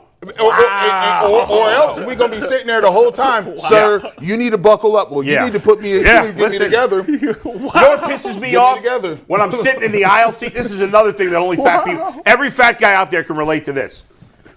Probably, unless you don't know about it. So I always get an aisle seat when I'm not sitting in first class. I haven't sat in first class often. Usually it's I got it for free because I canceled upgrade. whatever. But when I sit in regular class, I sit in the aisle always. Got to. And I picked the seat handles up. Yep. Yeah. So, and then you get the shotgun leg. Yeah, you get a little extra leg. Like the shotgun leg. You know? and then the stewardess will walk by and be like, "Sir, you got to put that down." And I'm like, "I don't really put it. I put it down like a tiny bit. I kind of put my body over it so she can't tell. You need that fat man extra space. You put your little pillow or carry bag right there. When you go when you're giving out these little cans of cocktails and Coke, I'm pulling this right back up. And another fat guy problem: you always get banged by the drink cart. Always, I get hit by the drink cart. I promise you, the next time I get on a flight, I'm asking to see. Ask for the fat man extender. I call it the fat man extender. Because they always get so embarrassed when I ask them that. It's like, I'm not calling you fat, I'm calling myself fat. Let's have a little fun here. And then you make them get you together. No, listen, get me together. I can't. Go ahead. All right, Anthony, Super Chats. Yeah, before we get to Super Chats, guys, everybody needs to experience Cleveland Charge basketball at Public Hall this season. The Cleveland Charge, the NBA G League affiliate for the Cavaliers, are back in action for their 5th season in Cleveland. Charge alumni like Dean Wade and Sam Merrill and two-way players like Naquan Tomlin and Luke Travers show that the NBA G League is the home to future stars of the NBA. Join the Charge for Backyard Basketball Night presented by True North Convenience Stores on Saturday, December 27th at 7. The Charge will take the court as the Mighty Melonheads, and the first 1,500 fans receive a Pablo Sanchez bobblehead. Tickets are on sale now at clevelandcharge.com. Okay, a couple of questions. I really want this bobblehead. Couple of quick questions. Is Pablo Sanchez a player on the team? No, so backyard basketball, backyard baseball, all of the backyard video games. Yeah. Pablo it's a Sanchez, video game. Yes, Pablo Sanchez is statistically the best player across every single sport in every game. He is. And who's he based on?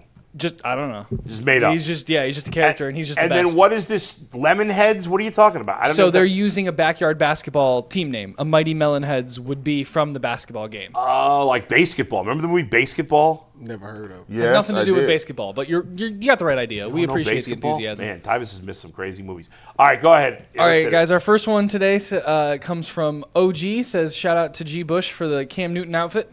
Yeah, and listen, now it's not quite Cam because for Cam you got to have a bird nest. Yeah, right. You have a toucan and a bird nest up here. Like this regular, I need the bird nest. And you think if I'm cooking and get bread, when I come in with the bird nest and a toucan and a cockatoo over here, it's over.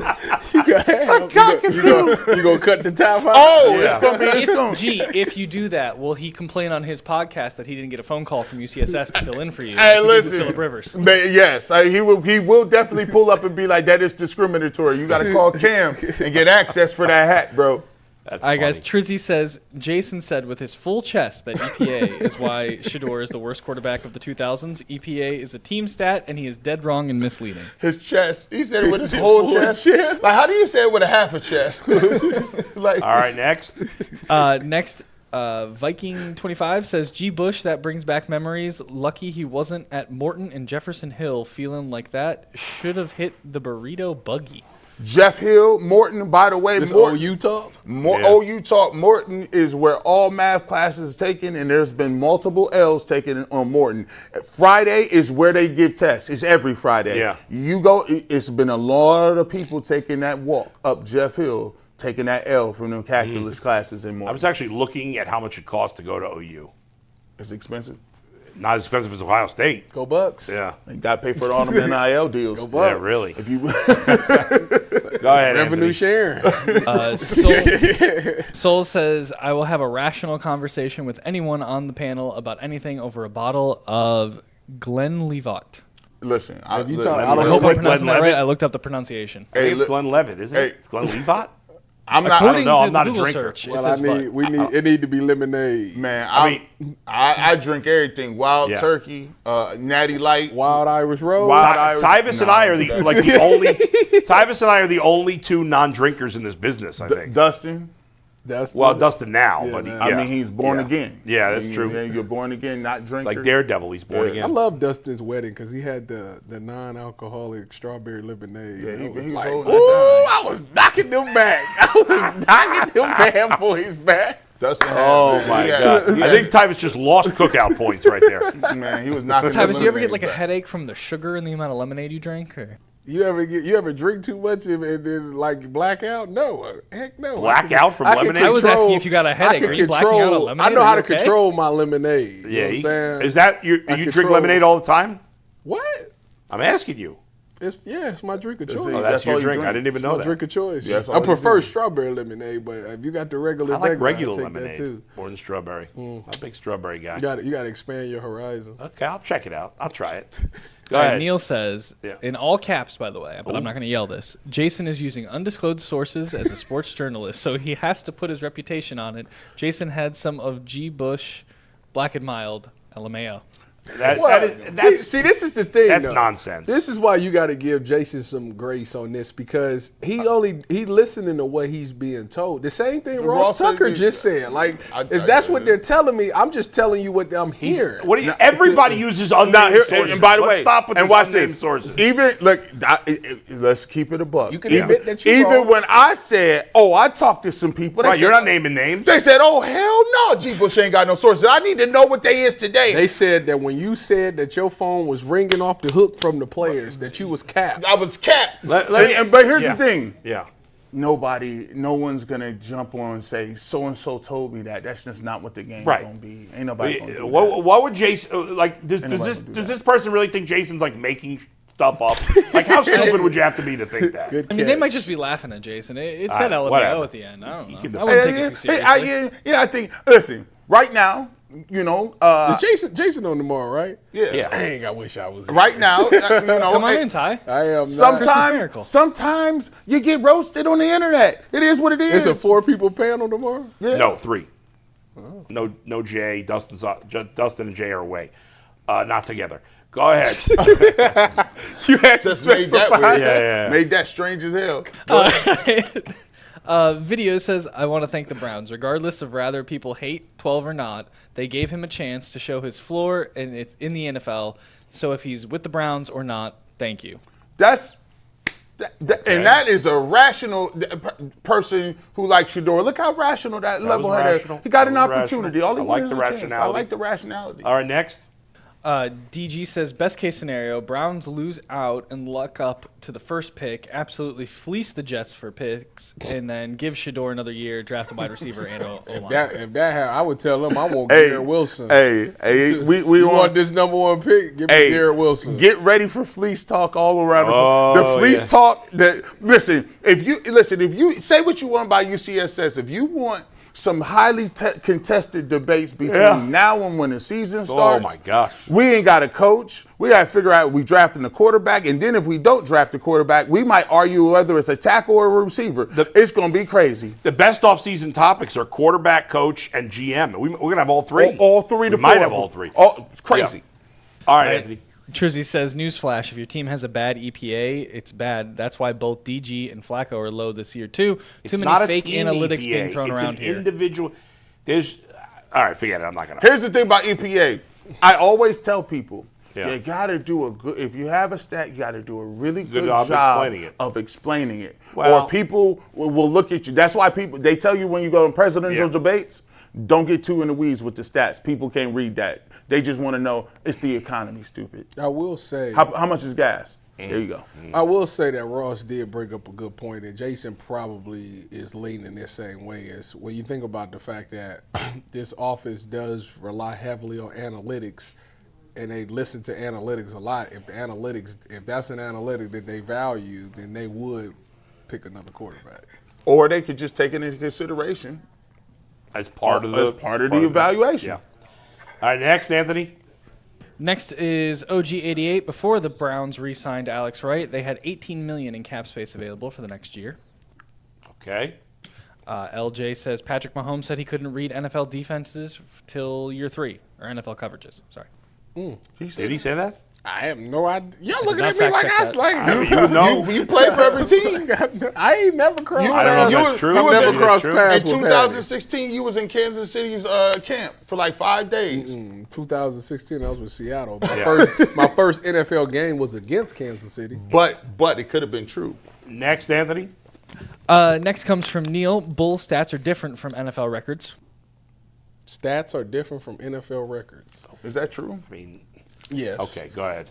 He talking about like Yeah. the I mean, that was EPA I don't know if that was a versus- That's not in the record books. It's kind of an arbitrary thing, but go ahead. All right. Miss It was Bell an says impressive Tucker, thing. Go ahead. sorry. Miss Bell says Tucker judging Shedeur Sanders on heresy. Bull, is that fair? Hearsay. Hearsay. Oh, she said, how do you believe, I think it's a valid question, do you believe people should listen to what the people are saying about the person that they've seen? Of course they should. And then when we talk about this all the time, what are you going to go on? I mean, if you have people you trust and they're telling you something, why wouldn't you trust them? And then you get more information, you change your opinion, which he clearly has. Yeah, okay. Well, what's wrong with that? I was just asking. I don't see anything wrong with that. No, I'm just look. Hey, sometimes you don't get a chance to see him. Like, listen, I didn't see Carson Schlesinger at UCLA. I was like, who the heck is this guy? Right. I went to training camp, saw practice, saw I could play. And was like, Changed hey, your he's pretty opinion. good. Yeah. So, go ahead. So Miss Bell sent 2 more. Bull, no one has mentioned or is talking about the fact that Sanders' 5 games are his only reps. Is that fair? And then Lima said he was sorry for the bad reporting about Sanders, but he was only reporting what the Browns told him. Is that fair? Any idea why our Shedeur Sanders fans are livid? I don't even understand. some people would say that if you have multiple people saying, I was told Albert Breer said that. I was told this, and it didn't come out to be true. This is not the first player this has happened to. No. He's just more polarized. He's just very, very. These are things that happen all the time, but they're being pointed out in this situation. Yeah, he's just super popular, and then that kind of puts a big bullseye on it, right? All right, guys, we got time for one more. Emmanuel says EPA is useful, but it ignores the context. OL play, drops, tip balls, injuries. You don't know that that's forced true. into late down. I don't. You still have to watch. Let me finish the super chat, Bull. You still have to watch the tape. Talk your stuff. I agree with that statement. I hear but you. apparently Again. it takes all of that into consideration. Hey, 2026, we ain't interrupting Ant no more when he reads super chat. We ain't interrupting Ant no more. It's hard enough reading some of the gibberish that these people All right, we're out send of time. We'll try to do better the next time, as Tony Kornheiser would say. Speaking of curmudgeons. Hey, you can't